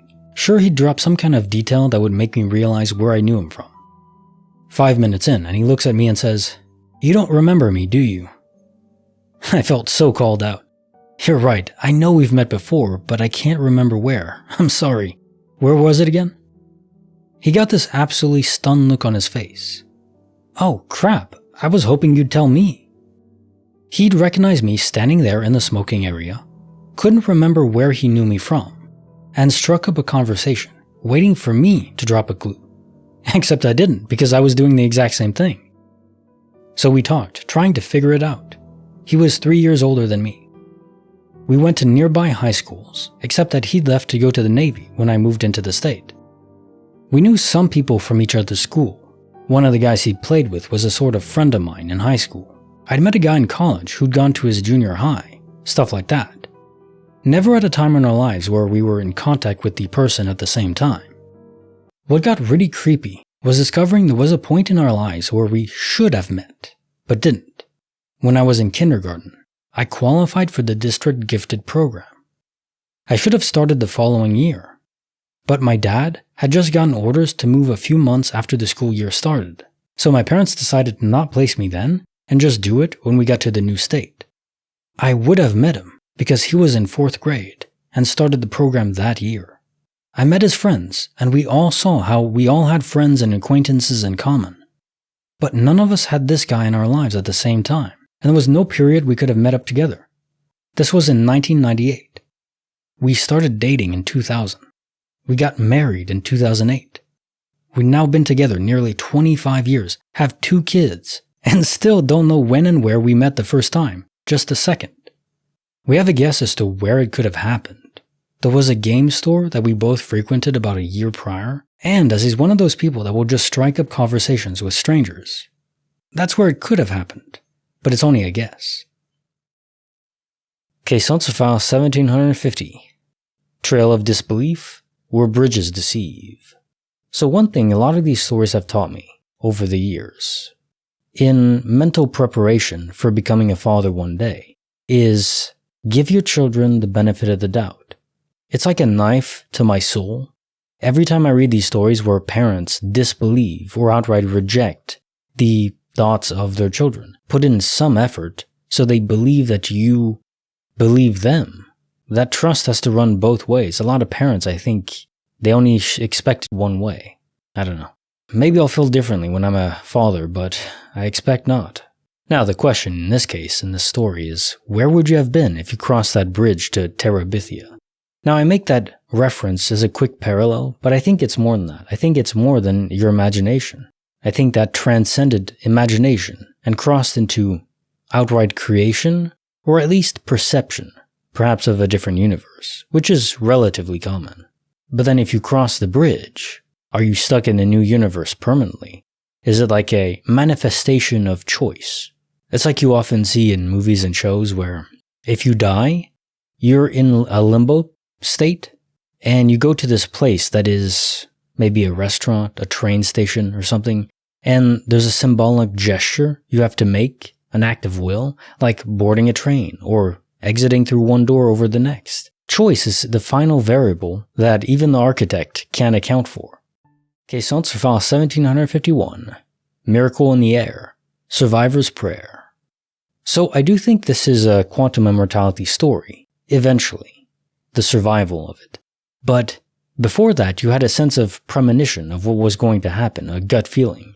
Very strong, very clear, and very accurate, of course, in this case. Here's a question. If you die in one universe and you're engaged in quantum immortality, you zip over to a different universe, just your soul.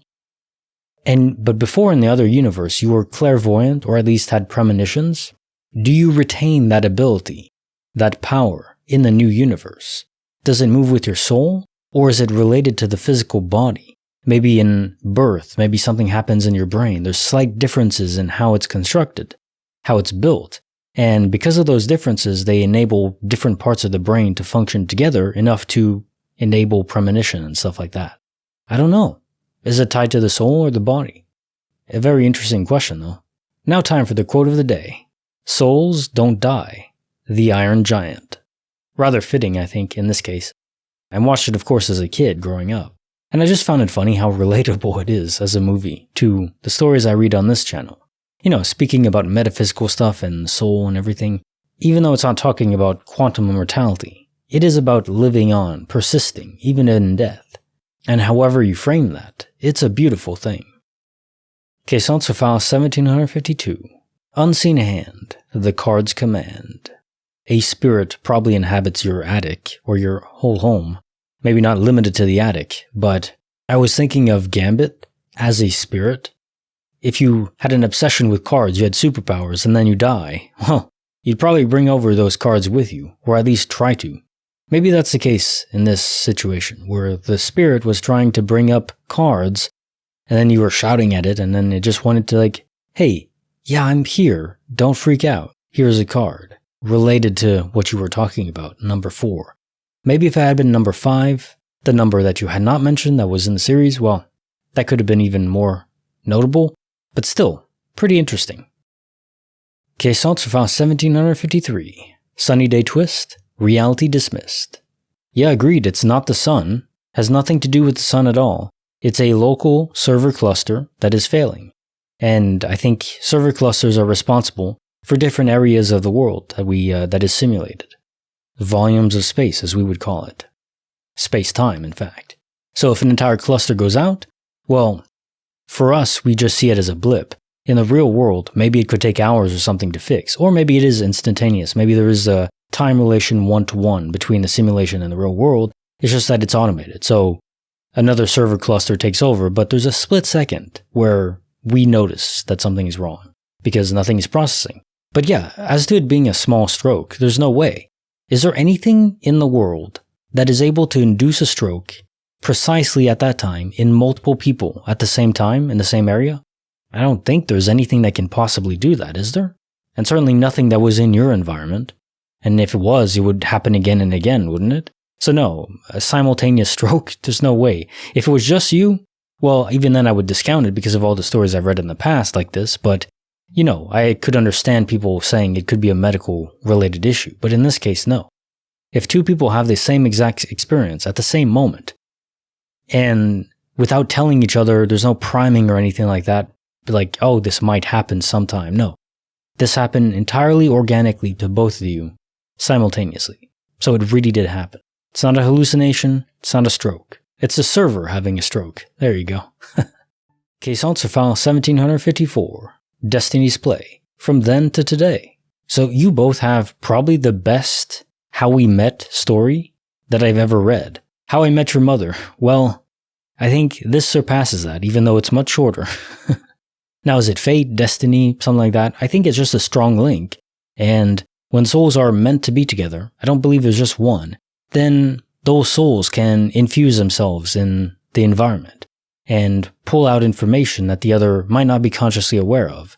So even as children, and I think the child's mind is more prone to these influences from the deeper soul, they can play host to stuff like that. And they were certainly right in this case, you know, together for that long, having children together. It's just such a great story. I love it. Now time for the quote of the day. The more technology you use, the easier it is for them to keep tabs on you. Brill, from Enemy of the State.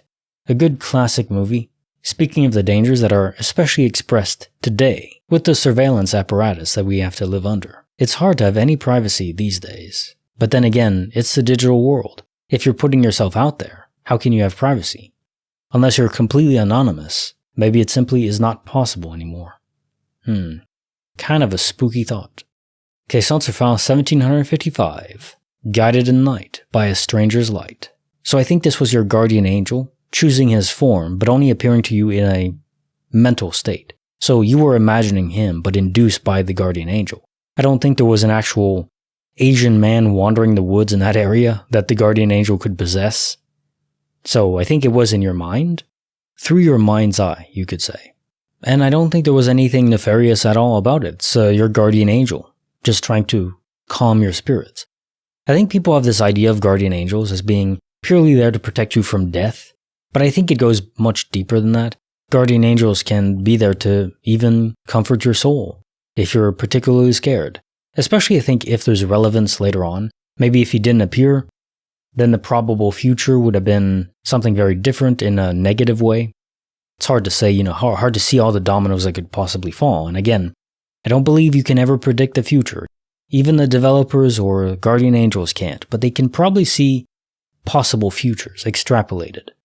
It's like, weird comparison, but predicting the weather, the climate in the future with climate change and all that, yeah, it's kind of political now too, but I won't get too deep into that. But basically the idea is you have different models that are trying to predict it, and you don't depend on just one model. You look at ensemble of models, like hundreds and hundreds of them, because just one, maybe just the one will be exactly what the future holds, but no, it's probably going to be some mixture or some average of them. And you can't really know which one. You can just make educated guesses. And of course, that applies to real life, but to an exponential level of more complexity. The further out you go in the future, the harder it becomes to predict any individual future.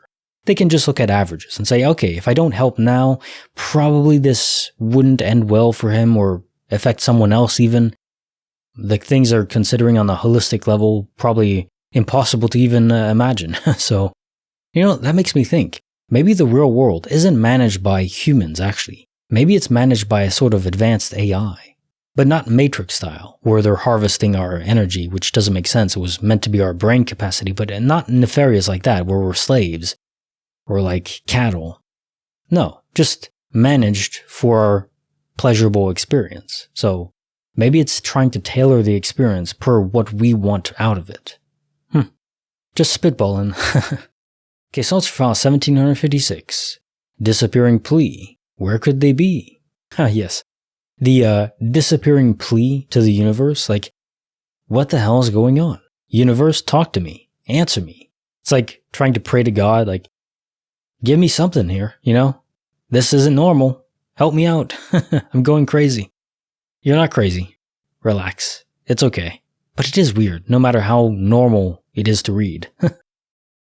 Okay, so let's file 1757. Spoon Mystique, a puzzle unique. What I find interesting about this story is how you instinctively knew that the spoon was more than just out of place, like someone dropped it off accidentally. You knew there was something deeper going on, like it was from a different universe. I don't think you consciously had that thought specifically, but you knew holding it was wrong. So maybe there is a way to detect when objects or even people, not their souls, but their physical body, are in the wrong universe. Maybe that's also why we feel uneasy if we see our doppelganger. The doppelganger is from a different universe, the physical body. They're not there forever, just for a bit, usually. But maybe that's why we feel uneasy, because we can detect when things are not supposed to be there. And if that's the case, then there is a scientific method to doing this. We just don't know what it is yet. It's like back in the day. People didn't know how birds navigated so efficiently, so well, over such long distances.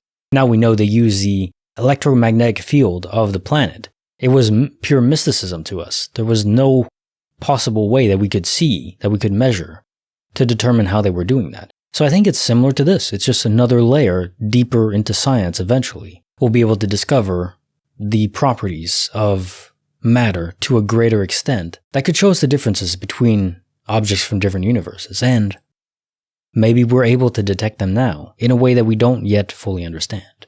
Now, time for the quote of the day. I'm only brave when I have to be. Being brave doesn't mean you go looking for trouble. Mufasa from Lion King. And he had some pretty good quotes in that movie, I have to say. But yeah, that is entirely how you should approach life. It's like martial arts, learning self-defense, how to fight. You don't learn how to fight to go pick fights with other people. You learn how to fight to defend yourself and others if necessary. And generally speaking, you should try to avoid fighting at any cost. there are situations where it is warranted, but just be very careful. Pick your fights wisely, as they say. Case answer file 1758. Mom's feathered embrace in a bird's grace. This is a touch of beauty indeed. The way you describe the bird? Gorgeous. I wonder, was this your guardian angel sending you this bird? The reason I say that is, well, because I'm always trying to peg a square into a circle. It doesn't always fit between quantum immortality and guardian angels. I believe both are true and exist. There's so many stories of them involved that there's no way they're all fake. One or the other, or both, really, are true. At least the majority of them. So if that's the case, how do they fit together? Because why would you need a guardian angel to save you from death? If dying just means you're a hop and a skip over to the next universe, and there's so many that until you die of natural aging in all universes, you're not done. I don't know, it's hard to say. Maybe for some reason you're not supposed to go to a different universe yet or something. But also, I think guardian angels, when not dealing with death, they can be there just to help ease your soul, ease your consciousness. For some reason, maybe it's important that you felt better. Again, trying to extrapolate to potential futures of so many ensembles that it's impossible to predict just one, especially the further out you go. But yeah, I could see that. Or maybe your guardian angel just liked you. I mean, if it's not an AI, or if it is a sentient AI, if it's just humans, they could have, personal bias. If they're meant to be looking out over someone, that's their job. They could grow to enjoy the person, connect with them. And if they see you in pain, they, probably wouldn't want to see you in pain. If they have authority to prevent that pain, or try to ease it a little bit, well, they would do so, right? So that's what I'm thinking on this, trying to square quantum immortality with guardian angels. And in this case, I think it's just a guardian angel being a good guy, pretty much. Case answer file 1759. Campus Quest, Shoe Repossessed. Okay, so when it comes to DOP, what if the act of conscious thought about the object you lost, focused single-minded thought in any given moment, raises the queue of solving the issue in the real world by the simulation? Maybe there's a queue, a list, and if someone is never thinking about the object they lost, then it falls down on the queue because, it's not a priority for those developers, the managers, because the person is never thinking about it, so they don't really care. We'll return it when we get time, but better to focus on people who are constantly thinking about the object they lost.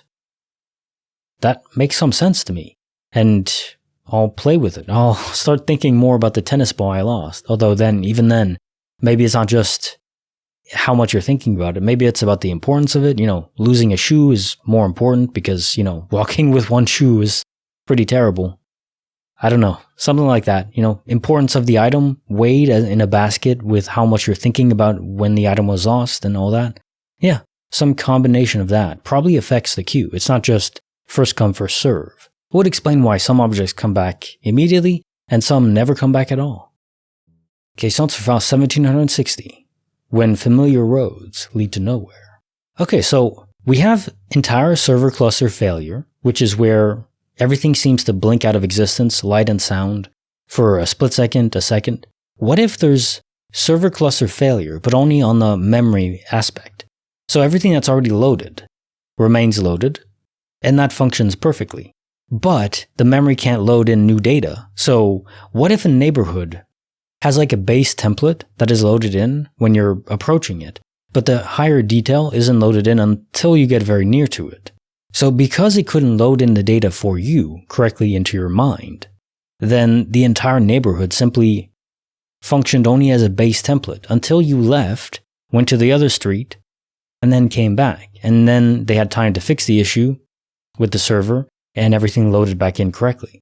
Now, in cases like that, it's not like an object going missing, where that is more easily dismissed. They can solve it later on, not an immediate issue. An entire neighborhood being out of place, well, that people will notice. People will talk about that. So that's a higher priority. So that's why it was fixed so quickly, in my estimation. Now time for the joke of the day.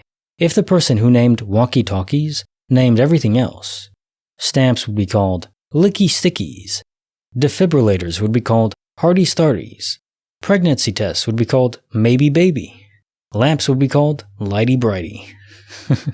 Very cute sayings, and I think I'll adopt the pregnancy test one, maybe baby. That's pretty adorable. Case answer file 1761. The Woman in Pink, a midnight blink. So a mentally unstable person that somehow circumvented all your security to such an adept level that no one ever noticed she was there, even after the fact, after you told your parents? No way. It must be a modern spirit. A woman who died relatively recently, probably in that house, and it's probably the case that she had kids. Maybe those kids died too, or maybe they were left behind and moved away now. But she still wants to feel like she has children. So she's looking at you, not wanting to scare you, wanting to make sure you're asleep, while she looks and peruses around, trying to reconnect with the children she once had. So all the junk on your floor, the toys and stuff, was precious to her, in ways that we can't even understand. Case answer file 1762. Mystery resolved. The book evolved. Those threads of fate, the ensemble models predicting the future, they would have to align so perfectly for this to just be random happenstance. Well, there's no way, right? It's impossible. Some force, some will place that book there for you to find it again. Why? I couldn't say. There's too many dominoes to fall for things that it could affect. You know, having that book maybe makes you appreciate horror stories even deeper, and maybe you go on to be the next Stephen King. I don't know, something like that. Never actually read much Stephen King, just know his movies. The Mist was phenomenal. The ending, my God. But in a nutshell, something or someone clearly wanted you to have this book. We can't know why. We can only know that a will was involved. There's no other explanation. Case answer file 1763. Time warp drive, a freeway jive. Okay, so another space-time portal while driving. They are so frequent in the road areas, and you know, the government does manage roads. It makes sense that if they're placed by human beings, it would be the government in charge of that.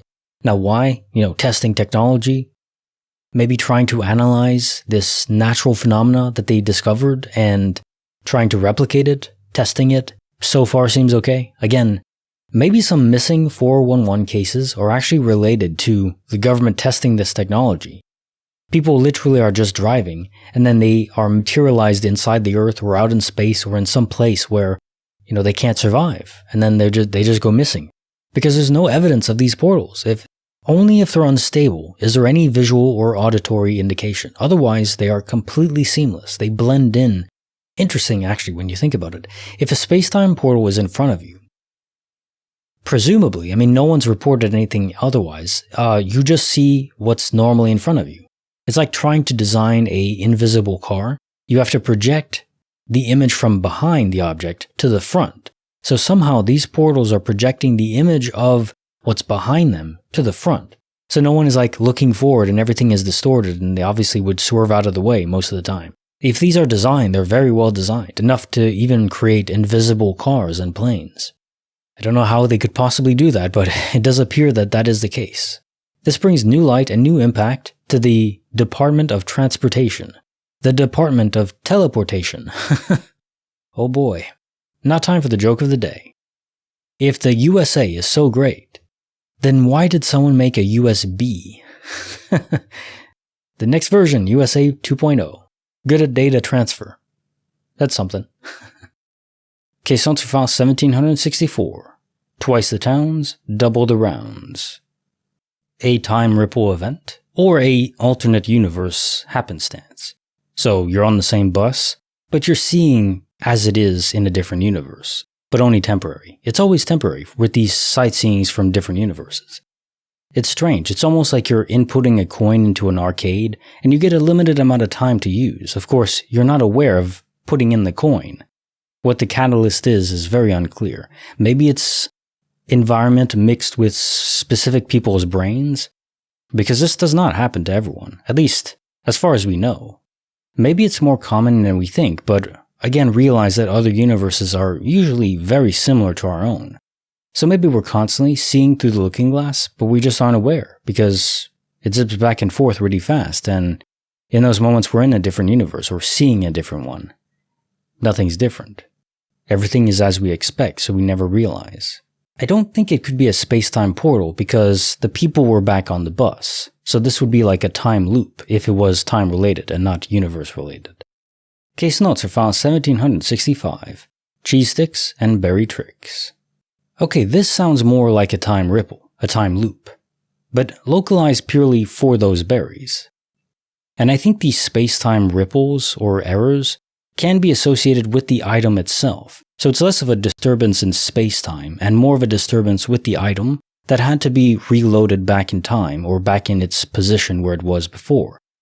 Maybe there was an error, and it was corrected after the fact, not related to disappearing, but just some other error encoded into the food itself, the berries. Probably not visible to the naked eye, maybe deep embedded into the molecular structure or something. Some error behind the scenes that had to be fixed. And the easiest way to fix it is probably just to reset it. Case notes are file 1766. Dreams that wake, a life at stake. You know, there's a meme about people falling asleep at work. And it's funny to a certain extent if your job is relatively unimportant. You know, you're a doorman or, in charge of a manager at an operation facility for widgets or something. Falling asleep is still not good, you should do your job, but if you do, it's not the end of the world. But if your job is literally to sort of babysit people who aren't all there, who need your assistance and your guidance to make sure they don't die from literally choking in this case, falling asleep in that context is just an unforgivable act. And of course, if he's charged and stuff like that, I would understand it. It's negligence at the very least.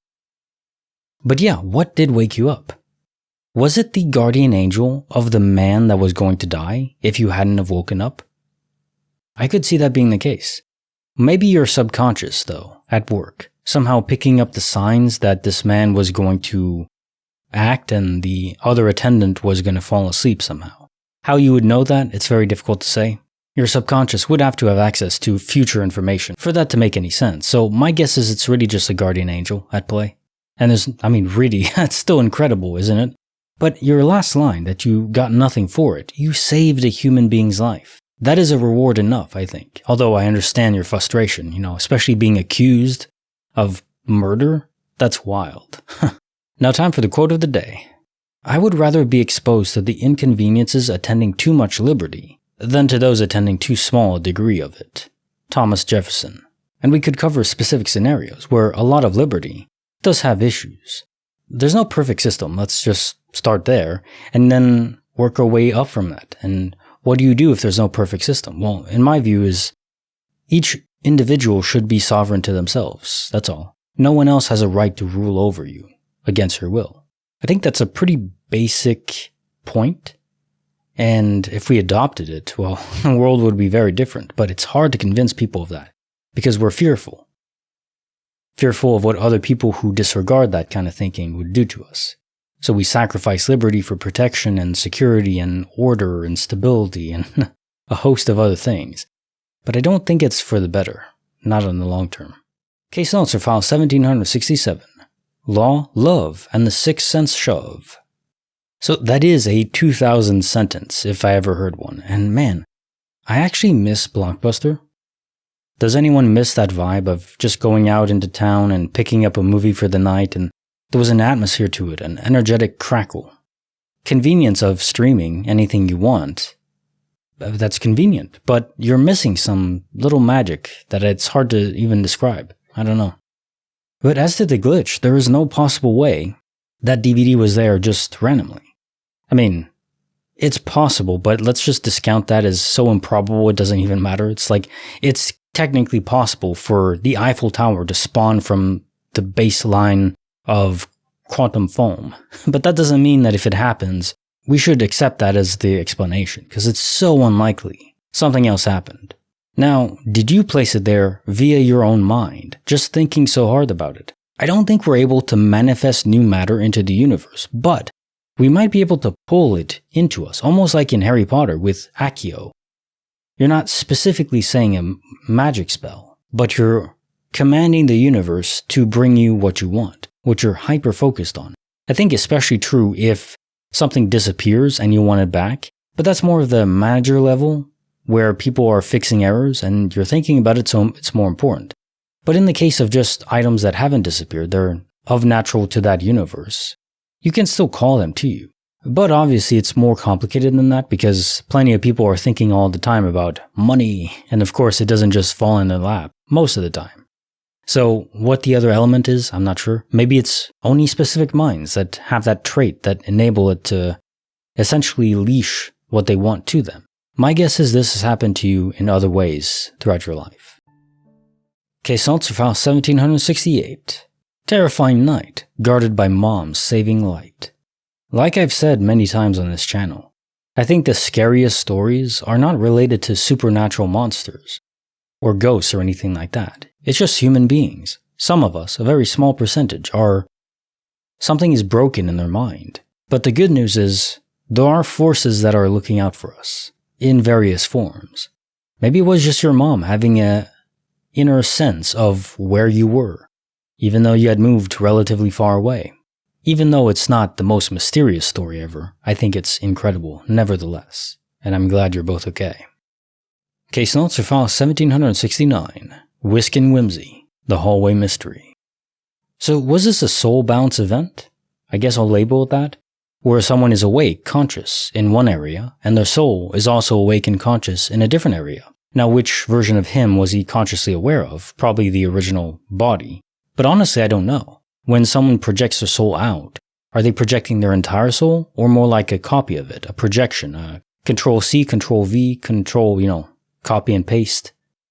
Or is it not a duplication, it's just a severing? It's a split, and then they re-emerge after. Probably a split. I think recreating a soul is probably a arduous task. But just splitting it and reassembling it, it's almost like splitting up Play-Doh and then recombining it. It's not too difficult to do. And it makes sense in the mechanics of the universe. Destroying anything is very difficult, but changing its form and then recombining it, that's not too difficult to do, for most things. So I guess it's a soul split event. And there's nothing to fear with them, but it's unexplained why they happen with some people, and especially when they're conscious. I think when you're in the dream state, it's much more frequent that you're going to project your soul out, a part of it. But when you're conscious, do you feel any different? Do you feel like vigor in your body is depleted because only half of your soul is there? Unclear. But that's never been reported to my knowledge. Now time for the quote of the day. A person is always startled when he hears himself seriously called an old man for the first time. Oliver Wendell Holmes. Yeah, so I'm 34 now, so not old, but one day I'll be 44 and then 54 and then 64 and so on and so forth. To be called old, well, I'm still hopeful that science will produce a cure. It's, the lifespan escape velocity is the theory. Scientific advancement in the medical field will advance so fast, especially with AI, if we get general AI especially, an AI that can really think beyond the parameters inputted. If we can get to that with quantum computers, then who knows where it'll go. It might be 10 years and we have immortality just like that. Turn the computer on and it's already solved it. It happened that fast. Hopefully that happens. I would love to live forever. Because there's so much to do and experience, and even things I've already experienced before, it never ceases to be fun to enjoy life. I'm always confused by people who don't want to live forever, especially people who don't believe in an afterlife. If you believe in heaven, then yeah, it makes sense. Why would you want to stay here, which is okay, where there's paradise awaiting you? If you don't believe in heaven, and you still don't want to live forever, it's very confusing to me. Unless, you're in a state of total suffering, and then it makes sense. But if you're just, a normal human going about their day, especially in a Western country, that's even when you're poor, you have the internet and good food and a home and all that. So, I don't know. Life is so interesting that I just want to stick around for a while. In the meantime, until then, I could be called an old man at any point. Case notes for file 1770. Bridge to Sorrow, Hope for Tomorrow. Man, reading this story just left me crushed. Losing both your parents in this way? That's just messed up beyond words, really. It makes you almost angry at the idea of someone managing this simulation, or if there's a god or something. Like, there's so much suffering in this way, and it's just random and chaotic. It doesn't feel right, unless we chose it, and that's a possibility. And of course, with quantum immortality, it lessens the blow, because they're still alive in a different universe. But still, damn. But I would agree to an extent that your dreams it's your subconscious picking up on details and facts about life and trying to extrapolate for them. It's not always future prediction, it's trying to anticipate potential futures. And that's what our minds do naturally. We always are abstracting ideas and projecting into the future what could possibly happen to prepare ourselves for if it does happen. Which is also why we tend to focus on negatives, because if we focus on positives, well, those are rarely going to kill us, but we evolved to focus on negatives because those negative outcomes and negative possibilities are much more of a threat to us and to the tribe. So that's why we focus on them so much, and why positive events, compliments, don't affect us nearly as much as negative events or insults. But the silver lining for this story is indeed at the end, with how your father passed away. He couldn't go into the afterlife or wherever we go when we die. He couldn't move on until his appearance was as it should be. He was holding on just for that. It's kind of amazing, actually. And he knew that his child would realize it at some point. You did good. Case answer file 1771. Asthma plea and dream telepathy. The start of the story almost sounds like a cartoon event where you're scrambling around trying to find this inhaler and your boyfriend's just there and suffering, just like, writhing around, and you have to go because it's like this chaotic event that is almost comical because no one died or anything. When we're connected in dreams or even in real life in the conscious world, between people we love, I like to think of it as a spiritual Wi-Fi. Obviously, we can't see the signals that connect us in the digital realm. Unless you're using an Ethernet cord, but just in general, most people use Wi-Fi, but it's just waves from cell towers or satellites, harnessing the mechanics of the universe to communicate. Maybe there's ways we don't realize are out there, and our minds are snapping to between each other, tethering like Bluetooth to a phone, just the range is much greater, and that's how we communicate. It's all subconscious, not at a conscious layer. It's not an app you can open in your mind, and now you're directly connected, interfacing in that sense, but it does exist. We just don't know how yet, and that's okay.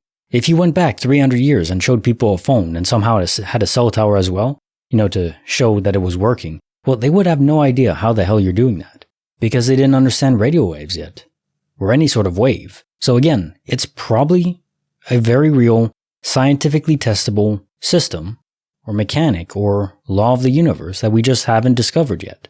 And I think that's cool. That's exciting to me. More discoveries to be made. Not magic in the sense, the difference between magic and science, which is a very critical point, is just understanding.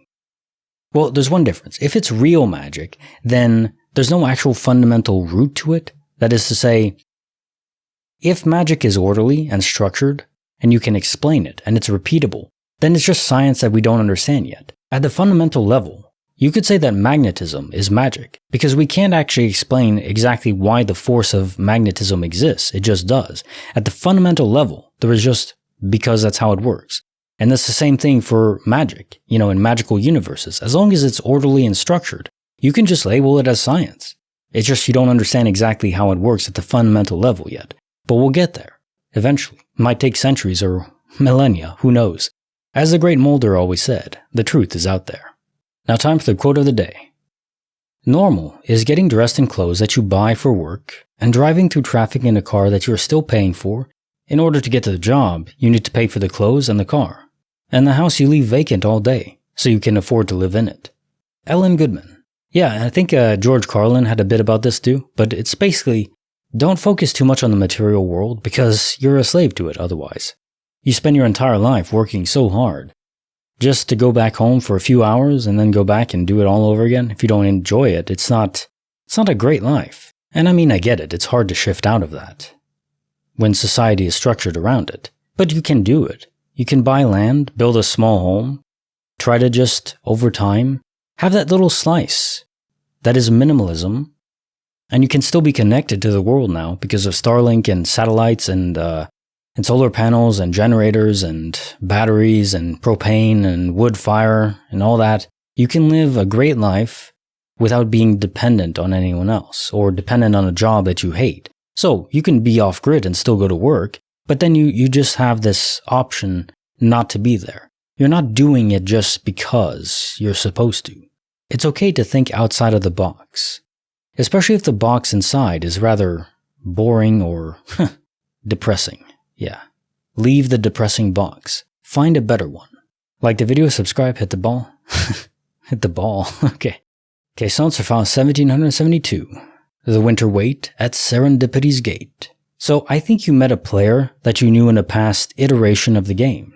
If I'm correct, we live in a simulation, and my guess is it's like an MMORPG that we could play now in this simulation, where you log in, you get to experience a character that isn't you, in a different kind of world, and then you just play it out from there. This is almost like meeting a person that was a different player in a different server, or different iteration of the simulation. And in that iteration, you were probably very close in some format. The biological sex could be different. You might have been lovers in a different universe or different simulation, but now you don't even know each other. But in the original server, you still saved each other as friends. And now when you're in a different server together and you meet each other, which apparently is quite rare because these stories don't come about very often. There's so many people in such a large world, it's not that surprising. But if you do happen to run across them, you know it. There's like an instinctual pull. You can't explain it. Well, I guess I just did, but you can't explain it deeper than that. But it's there. Have you ever met one of your friends that, a stranger that you never met before, but you knew them? Because that's never happened to me, and I want it to happen. Caissons are found 1773. Hunches and Hues. How we avoided the blues. Okay, so first off, what the hell's going on with your neighbor? They have this pile of garbage in their backyard, in their patio, and they toss finished cigarettes into it all the time? They are directly responsible for the fire. Now, I guess no one was killed, but still, property damage, having the fire trucks go. Shouldn't that be so negligent it should be illegal? Like, they should go to prison for that, at least for a bit, or pay massive fines. I don't know. The fact that they're still there later on to cut your internet, which, by the way, it's not you're cutting your Wi-Fi. Wi-Fi is from the router, which is just a local area that's not a big deal. It's just a technical point that I see a lot of people make these days where they're so used to just using Wi-Fi, they don't realize the actual internet is not Wi-Fi. That's just the local area connection to the broader internet. Anyways, they cut your hard lines, the cable or fiber that was coming into your home. And why? They're that petty? These people sound like horrible neighbors, and I would I would go crazy living next to them. But in terms of the glitch, I mean, it's more of a power story. Your husband, it seems like he doesn't even appreciate the ability he has, where he has this sixth sense, this supernatural sense above the normal to perceive of future possibilities. Now, I've discussed it before, but the further out you permeate into the future, the harder it is to predict what future is going to happen from the current set of circumstances. But in a short term, a few hours, it's doable if you have enough information going on in your brain. But even then, it's still just probabilities. So your husband might have these instincts, and sometimes he might be wrong. But if they're sharp enough, it might not be that often that he's wrong. So definitely trust your husband's gut all the time. I would. Caissons are found 1774. Featherweight, a glimpse from beyond.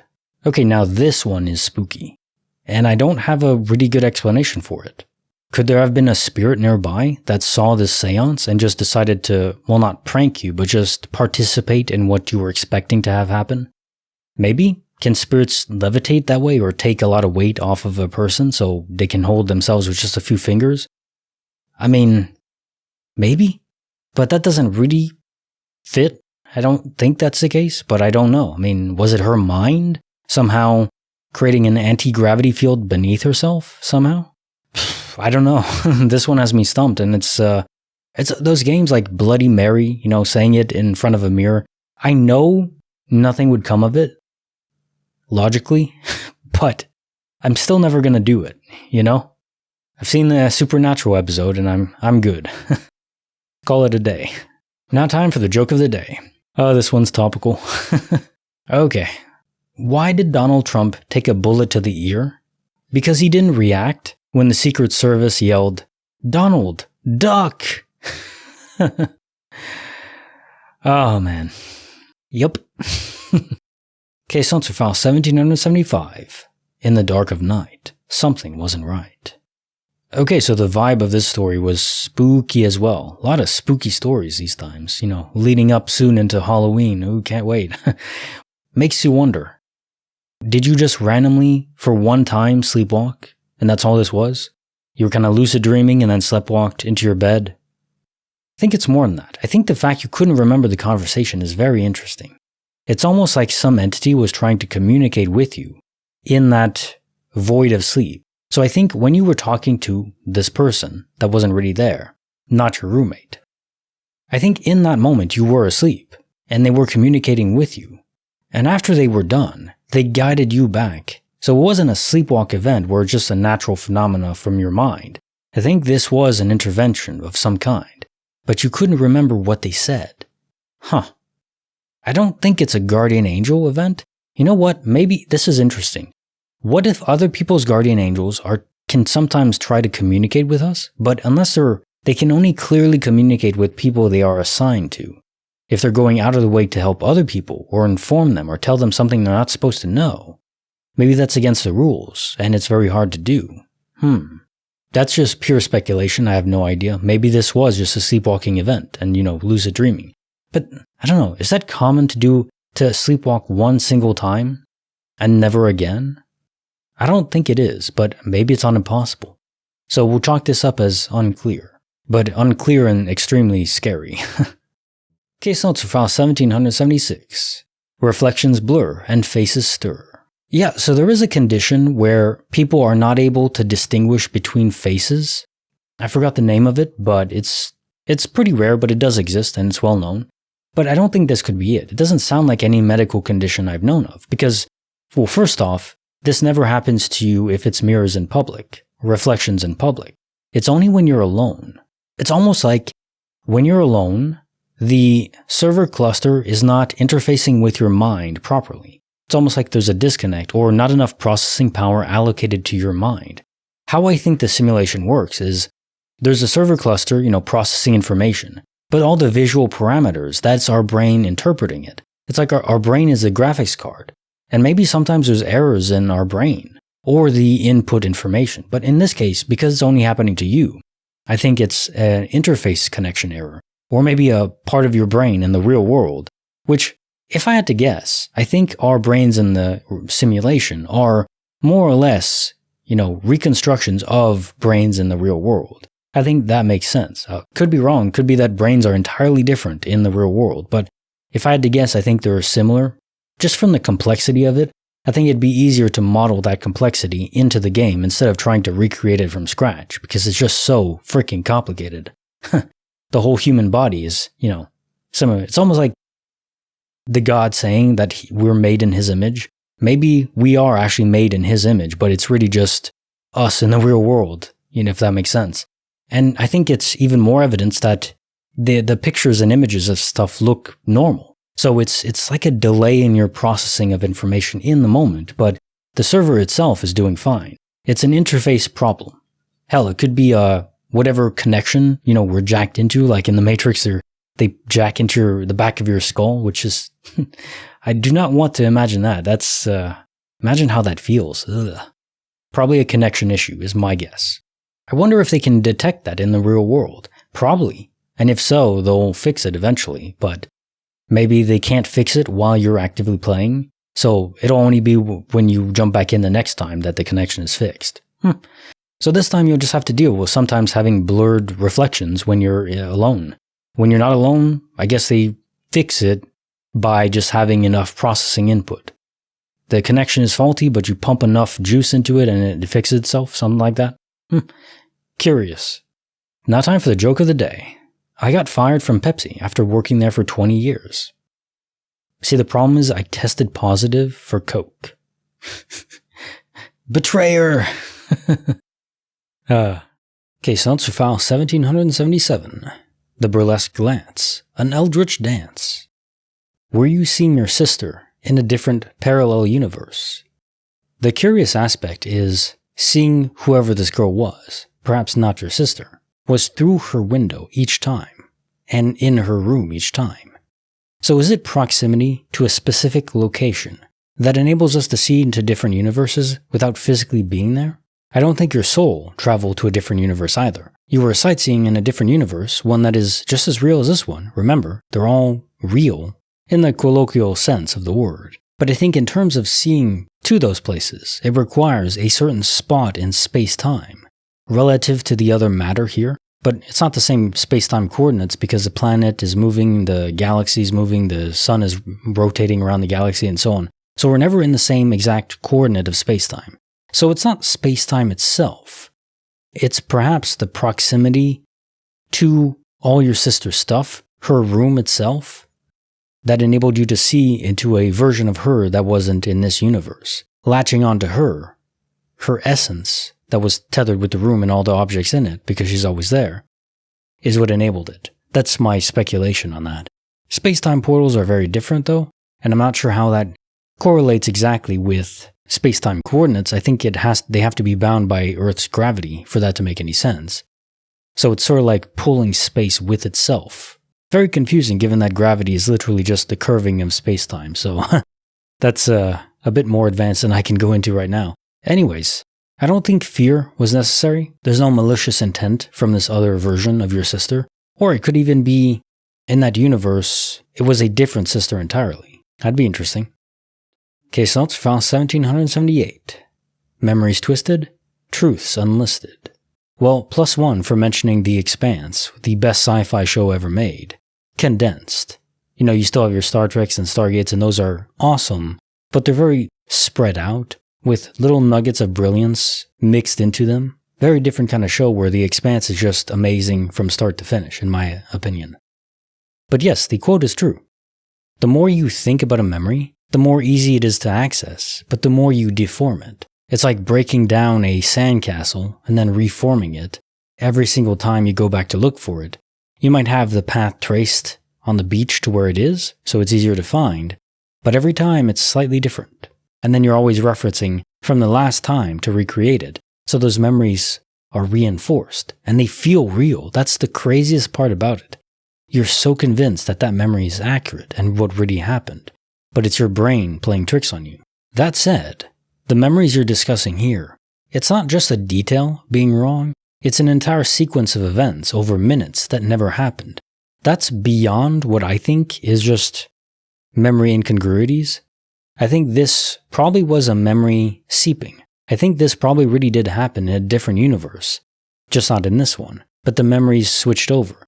It might even be related to a soul transfer event. So you probably didn't die. A you in a different universe came over and brought the memories with you. We always think of it for quantum immortality from the perspective of the person that died and has moved over to a different universe. But what about the person that's already there? Unless they're just like blank templates, but I don't think that's the case. I think we have a soul that's connected to each version of ourselves. And almost like in the movie The One, where they can merge and become stronger. Not like physically stronger like in that movie, which was fun, but no. We merge personalities and memories, so sometimes memories just come into play that we don't remember having because they didn't happen to us. Not the us in this universe, just in a different us. Which is kind of exciting. I don't want to wish death on any version of myself, but hey, if it happens, be interesting to see their memories. Now time for the quote of the day. The purpose of life is to fight maturity. Dick Werthimer. Hence my dad jokes every Friday and Saturday. Maybe maturity is the wrong word, but you gotta still enjoy life. Have some fun with it. Be serious when it's important, but never get so, like the old man meme, or cliche. Getting old and get off my lawn, I'm so mad. No, don't grow into that person. Fight against that. Because everything will kind of attune to that because you get older, you've seen everything. Basically, as you get older, the magic can be lost, so try to hold on to the magic. With humor, with new experiences, however you can. Case answer file 1779. The casino car. But who's that girl? Bizarre. So what is a camera? A camera is taking light, which is just fluctuations in the electromagnetic field, and converting that into detailed structure, what we understand as reality. Now, can light from a different universe seep over into ours? Maybe again in specific places where the membrane is thinner. I think so. I wonder if the shutter speed or the flash, if you took a flash from the camera, could trigger that kind of breaking. So you just took a picture of a girl in a different universe that was also in that car, in that same geographic space. Universes are basically stacked one on top of each other. Think of it almost like Pringles in a can, although a much larger and wider can, but it's basically stacked on top of each other in more dimensions than the three we know, but that's basically how I view it. I think you just took a picture of a girl that does not exist in our reality, which is actually extraordinary, and you still have it. A picture of a girl in a different universe. Whoa. And you could probably even test that with NSA technology, which probably has every picture of every human being alive, pretty much. Run it through that if we had access to it, and you could probably determine, yeah, this girl does not exist here. Although that is creepy as hell, that's probably possible to do. The NSA, CIA, way too much power. Caissons to file 1780, Pup's Secret Flight, From Driveway to Bedtime Delight. There are many instances of pets, especially cats, but sometimes dogs, just materializing through doors. I think in this case, it's beyond that. You mentioned a road, so my guess is it's a space-time portal, maybe created by your guardian angel. So they just open a portal in front of the dog.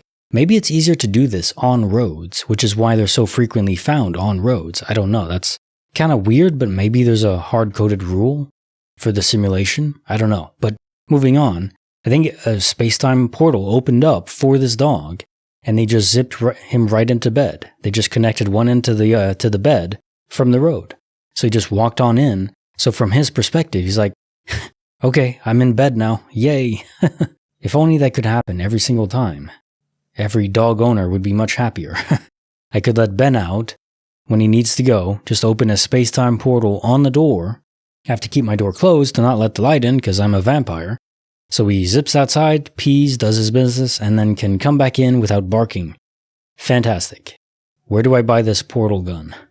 Guardian Angel? Give it to me. I guess that's against the rules. Damn. Caissons to file 1781. Okinawa bangs and timer clangs. So I wasn't aware of what a Lauren station was, so I looked it up, and it's some sort of navigation system, which is kinda cool. The most interesting part to me is the fact that you weren't scared. I don't think I've read a story where there was obvious supernatural power involved, and the person speaking or writing wasn't scared, terrified out of their mind. Personally, I think that fear is almost always misguided. There was a story a long time ago about a priest that was roaming the country in the US, I believe. Just going from one supernatural event to the other. And he mentioned that, in his view, demons and whatnot are not, or like spirits, they're not a threat. They're generally not a threat. And I think that's true. I think there are exceptions, but generally speaking, most are not malicious. And even those that are, don't have much power to affect the material world. It's not like a spirit could just run up behind you and, grab your heart and rip it out, like Mortal Kombat style or something like that. Or you saw that a few times in Supernatural, which they never did again for some reason, but anyways, that made them freaking terrifying. You'd have to wear a suit of armor, an iron armor suit all the time to guard against that. I don't believe that's what spirits are. They're echoes of us, and most of us are pretty peaceful. Maybe we go a bit loopy over time, but other than that, not malicious. Probably just a spirit having a cranky morning or something, if they even have to sleep, probably not. But something about you is interesting, because per all accounts, you've never read Glitch in the Matrix stories, supernatural stories, but you weren't terrified. So I don't know what it is about you that was different, but it's very notable. Very rare to have a calm spirit in the presence of spirits. Also, I was thinking of the dog meme of the bombastic side-eye, when you mentioned they were side-eyeing you, the EXO and engineer. It's like, what is this guy on? Is this guy high? There are no spirits here. That's not real. Yeah. Now time for the quote of the day. It is bad luck to be superstitious. Andrew W. Mathis. So funny to include this on a paranormal, story, but I think it applies generally, because a lot of luck is what we make of it. If you're superstitious, you think, throwing salt over your shoulder is bad luck, or is it bad luck, or breaking a mirror or something like that, your mind will subconsciously affect your actions to produce negative outcomes. It's almost like the placebo versus nocebo effect, where just believing that you can heal your body or believing that something is helping heal it versus believing that you are sick can make you sick and so on. Some of it has real mechanisms involved, but I think generally speaking, it's just affecting how your mind is controlling your body at the cellular level or just on the macro level where your actions, determine your fate more or less, the choices you make and so on. So I don't really believe in luck per se or anything affecting luck, but I do believe that believing in it can have a dramatic impact. Yeah. Case notes, file 1782. Clarksville chill, when time stands still. I think time events are one of the more interesting kind of glitches because they're infrequent, and I don't believe they really indicate server instability. Or if they do, it's manageable instability. It's not like dead pixels in the sky, where I think it's literally total server collapse, or where the sky blinks out. Actually, I think they could be related. Maybe this is just, a tangent, but bear with me. Maybe the dead pixel in the sky, if you were inside one when they formed, then you would perceive it as all the sound and light going out, like people do, like the sun blinking out. It's not really the sun, it's everything. So that's what a dead pixel is. It's just a smaller event. But when they're larger, so it almost looks like a black hole from outside. But back to this, time events, I think maybe our server failure or server slowdown. Sometimes, you're using your computer and it's just slower for a little bit of time. Maybe that's what this is. It's just the server trying to catch up, which is terrifying in the context of being on a road and cars are kind of frozen or moving slowly, and then boom, they just start going back at full speed. Don't stand on roads if you see things are slower than usual, because they'll pick back up most likely. It could also be related to quantum immortality, where you're still consciously aware of the shift and you're just ported over to a different place and there's no buffer for this time for whatever reason. They do it seamlessly by slowing down time. But I don't think that applies in this case because someone was seeing you pumping gas as well in that one time. So no, I think in this case it really was your local region has a faulty server that slows down sometimes. Maybe they'll replace it eventually in the real world and then it'll never happen again. That's my guess. Although I admit it doesn't account for everything because sometimes there are stories where people experience slowing time, but only them. They're at a restaurant or they're in their home with their wife and time slows down, but the wife never experiences it. So unless they're an NPC, no soul, they're just part of the simulation. Maybe, but I don't know. Maybe there's another missing part that we don't have just yet. Case notes for file 1783. Coke gone awry in Night of Grocery Lies. Racking my brain for stories of DOP lately, maybe always. It's very uncommon for the items not to return. Just realizing that now. But in these stories, it's almost always, okay, I lost an item, months later or the same day or years later, came back. But in this case, even after 3 years, it still never came back, which is peculiar. I was speculating that perhaps it has to do with our focus on the item. And if the item is really unimportant and we never think about it, then the managers of the server, they don't really care because, you're not thinking about it. So it's not a priority. If they have 1,000 pounds of gold in their vault and that disappears, I think the person owning that gold is gonna think about it 24/7. So that's a top priority to fix. But if it's a Coke bottle, sure. If they bring it back, you wouldn't drink it anyway, so it's probably better that they don't. You would have more questions if they returned it than if they didn't. Case notes for file 1784. The bonkers case of the 5-minute chase. So I want to say space-time portal. That's the thing that fits the most at an initial glance. But then you're mentioning this intersection, which you don't have to cross, but you did. After you crossed the intersection and you didn't have to. You were 3, so the memories of this could be fuzzy. Maybe you did cross, the guardian angel was trying to keep you safe, so they opened a space-time portal to help you get home quicker. Because, obviously a 3-year-old getting lost is not a good thing. But that's probably what happened, and I think to explain these space-time portals, having entities that have managerial powers over the simulation, that's a pretty good explanation as far as I can go. Or maybe the government too. Maybe they're even aware of guardian angels, thinking of them as aliens they could even be aliens. Maybe it isn't the developers of the simulation. We could still be in a simulation, but it's really just alien players that are here observing us and see like, oh yeah, maybe we want to assign ourselves to individual humans and try to keep them safe. Who knows? If they have cloaking technology, anti-gravity and all that, they could be hovering above us all the time. But it would also explain why sometimes people aren't saved. Because if they are just aliens, they don't have omniscience, they can't be aware of every single thing that happens, and they can't be in every place that happens. If they're developers, managers in the server, well, they probably would be aware of everything, so that would explain some plot holes in this theory. But however you got home, it has to be that someone was looking out for you. Now time for the quote of the day. Christopher McCandles.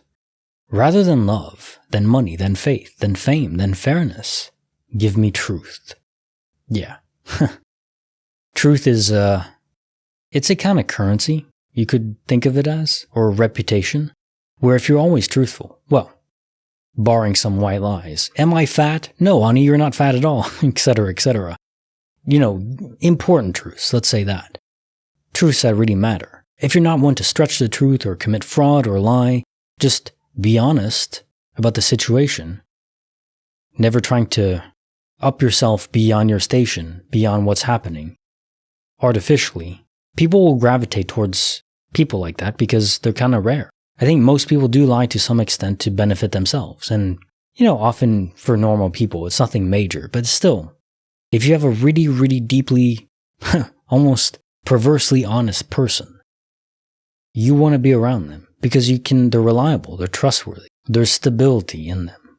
And that is something we all crave. So be that person. Be the honest friend. Case notes, file 1785. Bewitching laughter. The dark hereafter. This is a dark story, and I don't know if it is her mind that is simply broken. You say that she had scans and medical tests done and they can't figure out what it is. So maybe it isn't medical. I mentioned before that I don't believe that spirits and demons and so on are really malicious or there's much of a threat in that realm. But there are exceptions, and maybe this is one of them. Maybe she really is possessed by a demon. And it's not the Constantine kind of demon where it's visual. It's an essence that possesses her. It could even be a malicious or evil spirit that has somehow figured out how to inhabit her body. And that personality is in conflict with hers and sometimes merging together and driving her mad. And if you're experiencing this, maybe it's impossible to even convey what it's like. If you suddenly woke up and you were angry and you had a different personality, or maybe you were seeing things, hallucinating, would you think you're being possessed, even knowing these stories? I probably wouldn't if it happened to me. So just not knowing what the hell's going on would add to the insanity, I think. Again, just a very sad story. I hope she's better. And moving away, you say helped, which is something. Maybe the spirit is bound to a certain location and not being there loses their power. Maybe over time, the spirit will fade away. If demons are just spirits that are malicious, then it would apply the same in that context. So hopefully that's the case. Case notes for file 1786. A tumble and a glare in the midnight air. Not much of a glitch per se in this story, but I included it anyways because I love a good mystery. And that question is going to gnaw at me as much as you. What the hell did this person do? How was the blood dry? Did they injure someone? Did they have someone in the back trunk that was kidnapped? Or was it actually a glitch where they had somehow experienced a lot of time in this crash period? So much so that the blood had already dried. My guess it's the former. And if so, it's kind of miraculous in a certain context. Because if you were being kidnapped, you would rather take your chances in a crash and hope you can be saved by the medics and police that arrive than wherever he's taking you. If that's the case, that's a very potent silver lining in a very weird and dangerous story. Case notes for file 1787. Thwarting doom from a pheasant's room. It really is the case where human beings are the grand threat. Sometimes you might have a case where you're being possessed by a spirit, but that's so infrequent and so rare, per my experience finding these stories, that I don't in raw numbers, there's so many evil human beings. And as a percentage of the whole of humanity, it's extremely tiny, but there's so many humans that ends up that there's still, millions of really, really screwed up people. You say you weren't smart enough to call your parents, but at least you were smart enough not to open the door. At your age, I might have opened the door. I was very naive back then. And this had to be planned on their end. They must have been staking out the house for a long time, waiting for the parents to leave. Maybe they even somehow tricked the parents into believing there was an emergency at the hospital, and there wasn't actually. They were so far away that it would take them probably an hour to get there and an hour to come back, even if they immediately realized it was fake. Stories like this make me want to have very secure doors. Yeah. And those, I don't know what they're called, but those homes where you have a door, you open, you enter the main door, and then there's still an enclosed space, and there's another door leading into the actual house, like a double door system. And that's good for weather control as well. You're not letting cold air or warm air out, so on and so forth, depending on season. I don't see homes like that anymore. I don't even know what it's called. It's like not a foyer, but a coat room or a shoe room or whatever they're called. They're great for security. Open one door, not the other. I'm gonna have that in my house, eventually. Now time for the joke of the day. Last night, I thought my wife was watching a really scary movie because she was yelling at the TV. "Don't go in that church, fool! Run!" I asked her what she was watching. She said, "Our wedding video." Well, I guess she's unhappy in the marriage. Sign number 1. Ouch. That's kind of brutal, though. Damn. Case also file 1788. Fire gleams and Cairo screams. Okay, so finally we have a story where the dad, the parent, is, absolutely phenomenal. Win dad for sure. No kidding. I mean, almost every story, the parents don't believe the kid when they're coming to them with information or some concern. And I get it, it's a kid, you don't really think they're aware of the normal world as much, but that's true. They're aware of the supernatural world more than adults. So pay attention. If a kid comes to you and says, "I saw a monster in my closet," don't laugh at them. Go with them, check it out, confirm that nothing's there. Humor them is the word. And sometimes maybe they're right and there is a monster and, have to prepare to battle a monster. Probably not, but you never know. So be a dad like this. Take your children's concern to heart. And especially when there's no reason not to. It didn't cost you anything to just switch cabs. Brings me such delight to read this story. Just, yes. That's how you do it. Case also file 1789. Voices clear that bring mysteries far and near. So the first quick story, probably an alien encounter. Which, there just aren't many alien stories anymore. I wonder, is that because people are bored and they're not making them up? Or are aliens not being seen anymore? Or are aliens just government aircraft and now they're not testing them in view of the public anymore? One of those is true. I don't know which one, but there definitely aren't many alien stories anymore. Not that I've seen. And I mean, this one happened years ago, over a decade ago. So yeah, just confirms that even more.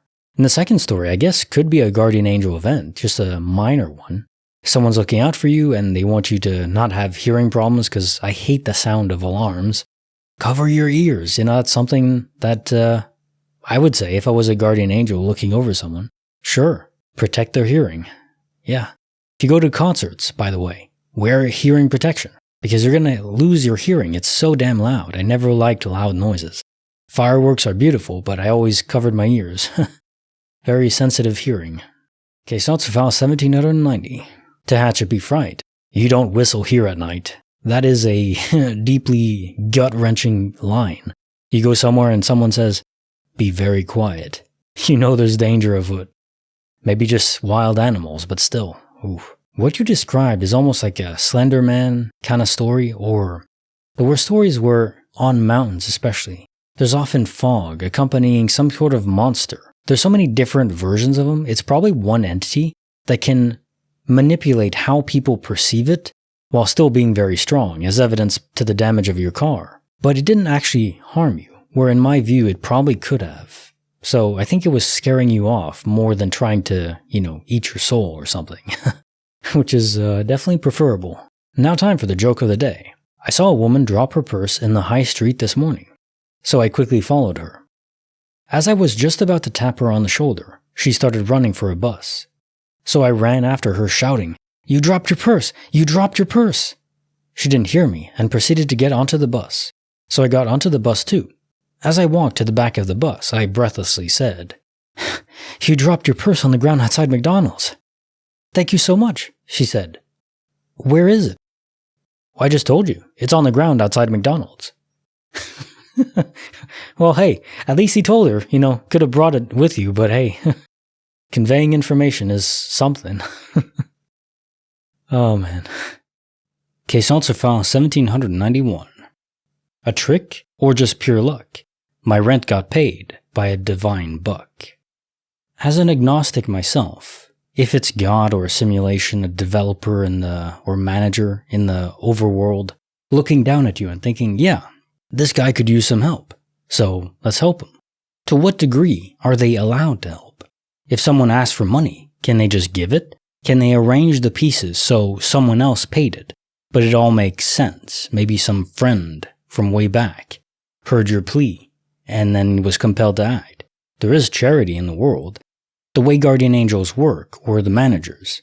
It's almost like the saying that God works through people. Instead of trying to magically create a situation, they try to influence people towards the end that the person needs, or in this case wants. I guess need is still accurate. You have to pay your rent. It is possible that it has nothing to do with any of that. There's no outside force that influences benevolent person to pay your rent. There are people that go around anonymously paying for people's rents. I've heard of that happening. Case answer file 1792. Vanished without a trace, then perfectly placed. To me sometimes, when items go missing, I'm thinking, this is not an accident. And I think something, maybe your guardian angel, was trying to compel you to think, hey, maybe I'm addicted to my phone, given how extraordinarily your search was focused. And I get it to some degree. I'm not really on my phone all that much, but I do have the Google code generator on it, the app where it generates random codes for different sites, the two-factor authentication, which is invaluable. Without the phone, you really cannot get in, even if they have the password, so that's fantastic. So for that, I rely on my phone, but I'm not on it constantly. If I lost it, I would try to find it, but not because I want to browse TikTok, just for security purposes. But that's still a dependency, make no mistake. We are so dependent on devices. You have to ask if we're improving as a society. I rewatched Contact recently, the 1997 Carl Sagan movie. Well, inspired by his book. Fantastic, one of the best movies ever made, if you ask me. I forgot the character's name, but it's Matthew McConaughey's character. He's on TV. He's basically asking the question if science and technology is a net benefit to our lives. Is it giving us more meaning, or is it just fluff? And given that this came out in 1997, how prescient of a quote. And I mean, it's based on the book, and I didn't read the book, but I'm guessing the quote is in the book too. So Carl Sagan was light years ahead of his time. No surprise about that. And I'm a split bag on that. I think the internet and phones especially, if we only had the internet with desktop computers, I think that would be better. I think phone connectivity is robbing us of the human connection. There's no going back. It's Pandora's box. That's open now. There's billions of smartphones out there. So that is what it is. Sometimes I get a bit iffy on it. And maybe, your guardian angel was just saying, hey, you are a bit too addicted. Maybe think about that. I don't know if you did, but maybe that was the intent. Now time for the quote of the day. People are more violently opposed to fur than leather because it's safer to harass rich women than motorcycle gangs. Unknown. Yeah, if you're going to go to war, it's probably easier to go after rich women. Although I think most members of motorcycle gangs are wearing faux leather, not real leather. So that's something. I'm just picturing now an army of vegans versus an army of motorcycle carnivores.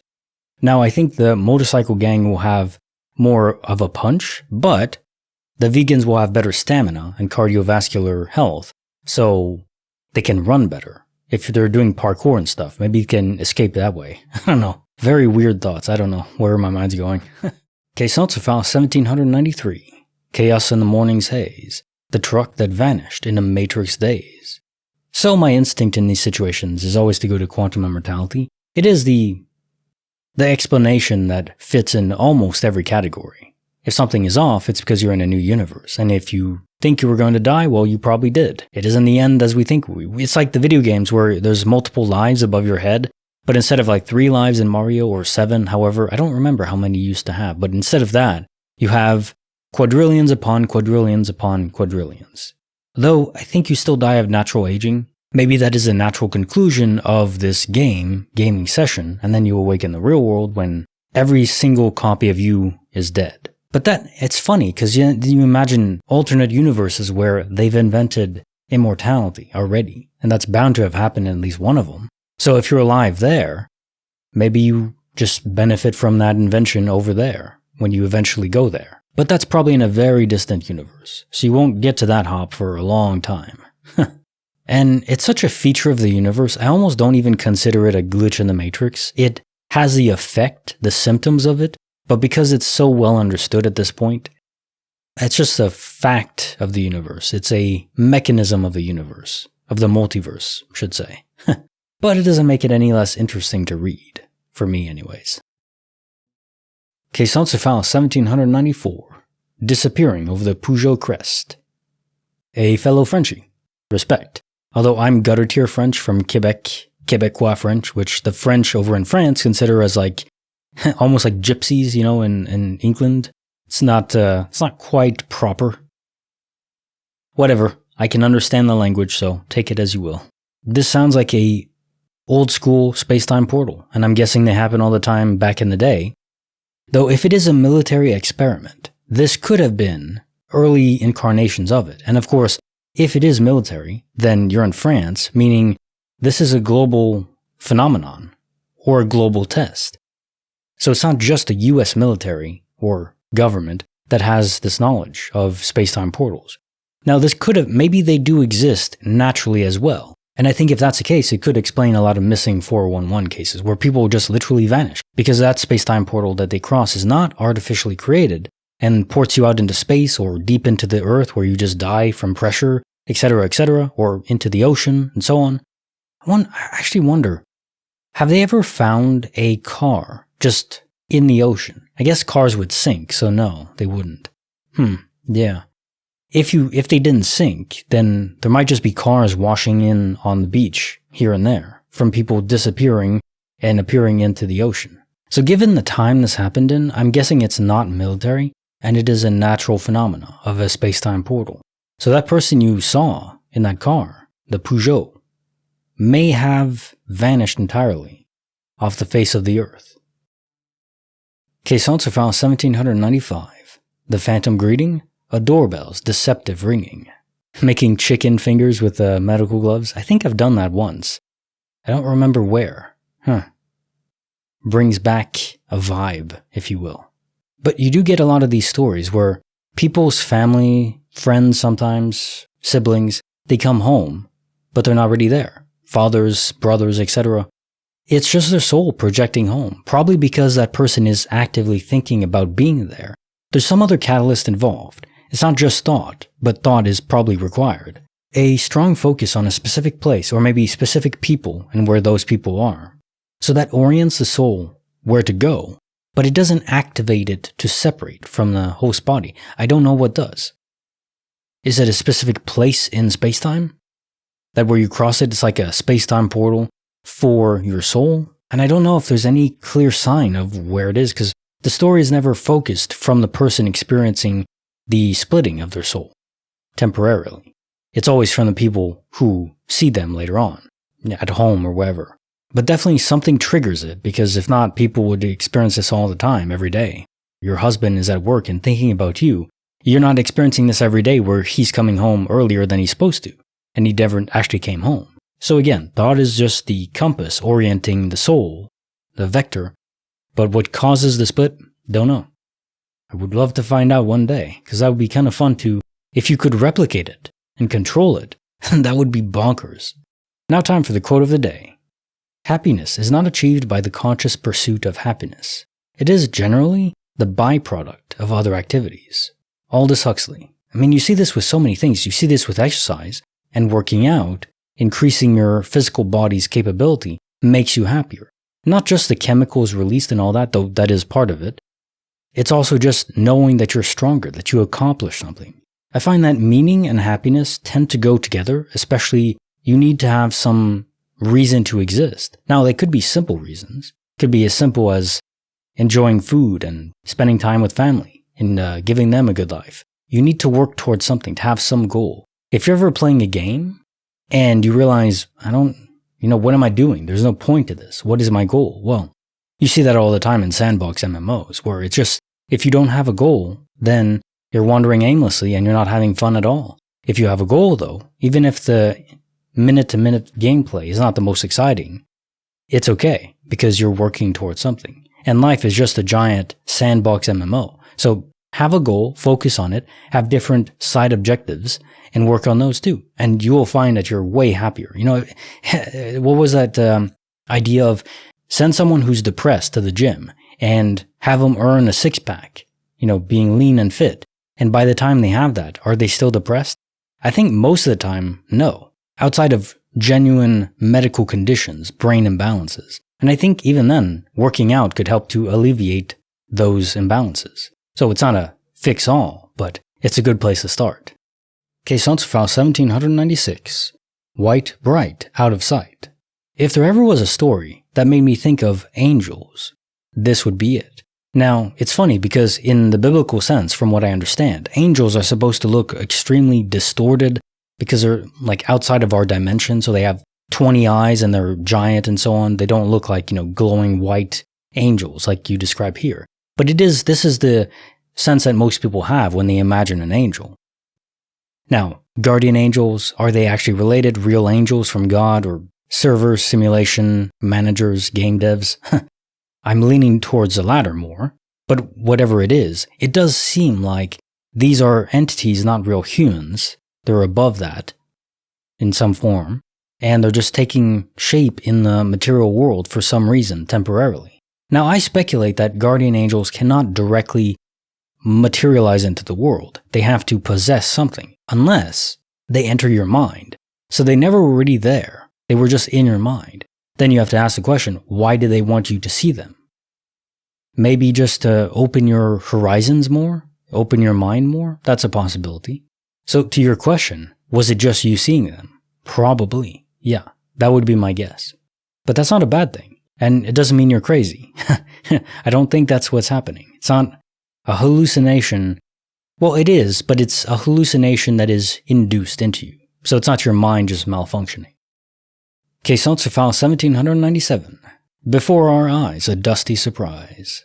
So if I'm understanding correctly, towards the end you say that you never noticed it, but before that you say that your wife went down and checked all the entrances and didn't see a vent. So I'm thinking that's what you mean, that you both saw it, you have a picture of it, but now it doesn't exist anymore. And the entire time you both lived there, you never saw it either. So if that's the case, and you still have the picture of an event that doesn't exist, that is a new level. Because if not, quantum immortality or multiverse sight, but if you have evidence on your phone, that's a question. I haven't thought about that before because I don't think it's come up, but what if you're in multiverse sight? Your soul is in a different universe. Well, I figure it's just your soul, but maybe your full body does go there, but only temporarily. And you take a picture on that phone and come back. Now you have evidence of something that's different, and it doesn't change. If it's just your soul that was inhabiting the other you in that universe, well, the phone wouldn't show anything because you didn't take the picture on that in that body with that phone. So it would have to be your whole body that went there, then came back, which is another level entirely, because I'm thinking that quantum immortality happens because the soul is lighter, ethereal, and can travel between the multiverse ocean really quickly, but the physical body shouldn't be able to. Unless somehow just the data from the phone traveled back with you in your soul.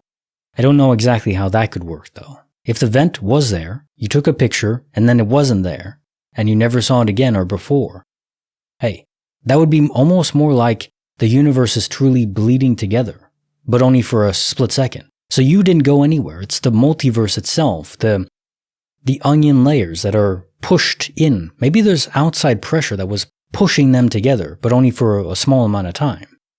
And given that it's a universe right next to yours, the changes between them would be minimal. So most people probably wouldn't notice anything different because there weren't many changes between them. That would be my guess now, actually.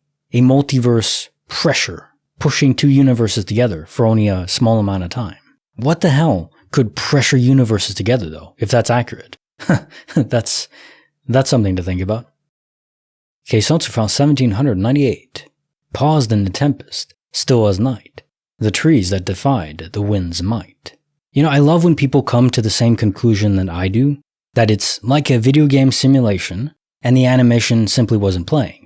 Now, I don't know if it's the animation. I don't think trees and, matter in the universe is animated in the sense that we would in a video game. I think it responds to the forces in nature, but they can be slowed down or paused if the server running all those calculations, and they're so trying to simulate a universe this complex is actually mind-blowing, because if you try to even simulate a single bundle of molecules or amino acids and how they form, protein folding and all that, it takes so much computing power. To simulate an entire universe like this would require the above universe, the real universe, to be leagues bigger and have entire solar systems worth of computing power devoted to it. Now, there could be tricks involved, and it gets back to this, where I think if a specific area is malfunctioning, if the server is not able to compute fast enough, then it'll slow things down. It even stretches into the very speed limit of the universe and how there is no universal now. It's all relative. Time is all relative. So that is how the server can manage things, because there is a speed limit to how fast things can happen and how fast it needs to process things. In fact, I think the best evidence that we live in a simulation is the universal speed limit, c, the speed of causality, not the speed of light. The light travels at that speed, but it really is the speed of causality. You cannot transmit information or anything faster than the speed of light, speed of causality again. And I think that's evidence that, why have that otherwise? I think it's just to limit the universe down to a manageable level, because if not, things could just happen too quick. So I think this was an active storm, a lot of complexity to it, a lot of internal chaos. The server was struggling to process it and had to sacrifice some element of computation. And it just said, okay, well, what's the least important thing to simulate here? The animation of the trees moving. As soon as you look away and look back, then it's fixed. That is the key. They never fix things when we're watching it. If it's an item disappearing or coming back or time slowdowns or stuff like that, it's always when we're not watching, because they don't want to make it obvious. If it's a glitch, that's okay. If it's a glitch we see fixed in real time, then we really start to get going and say, what the hell's going on? So it's better to leave it open-ended, not quite understood, which makes sense to me. Now, time for the quote of the day. When you win, say nothing. When you lose, say less. Paul Brown. I think being stoic in a contest and after the fact is very important. You don't want to be some condescending jerk when you win, like, yeah, I'm the winner, you suck, go home, loser, etc. No, just say good game. It's like I play a lot of video games, as most people know by now. And after a match, you just say, good game, had fun, good luck on your next game, so on. A lot of people get invested in their ego, and they can't do that. And that's a problem, regardless if you won or lost. So always treat other people with respect, even in competitive environments. Very difficult to do, but it's worth doing. Caisson file 1799. Watched it burn, then it returned. Okay, this is different. This is not a DOP. You saw the notebook burn, but then it was restored from an earlier point in time before it was burned. I think we did see this one time with a vase in a person's home that was shattered by kids and then restored later on. I don't think that's a glitch. I think that's an intentional reparation, like a click in the real world by a developer or a guardian angel, if you want to call them that. They just decided, yeah, you needed to have this notebook. For some reason we can't understand, that is 20 trillion ripples into the future of dominoes falling that only they can guess at.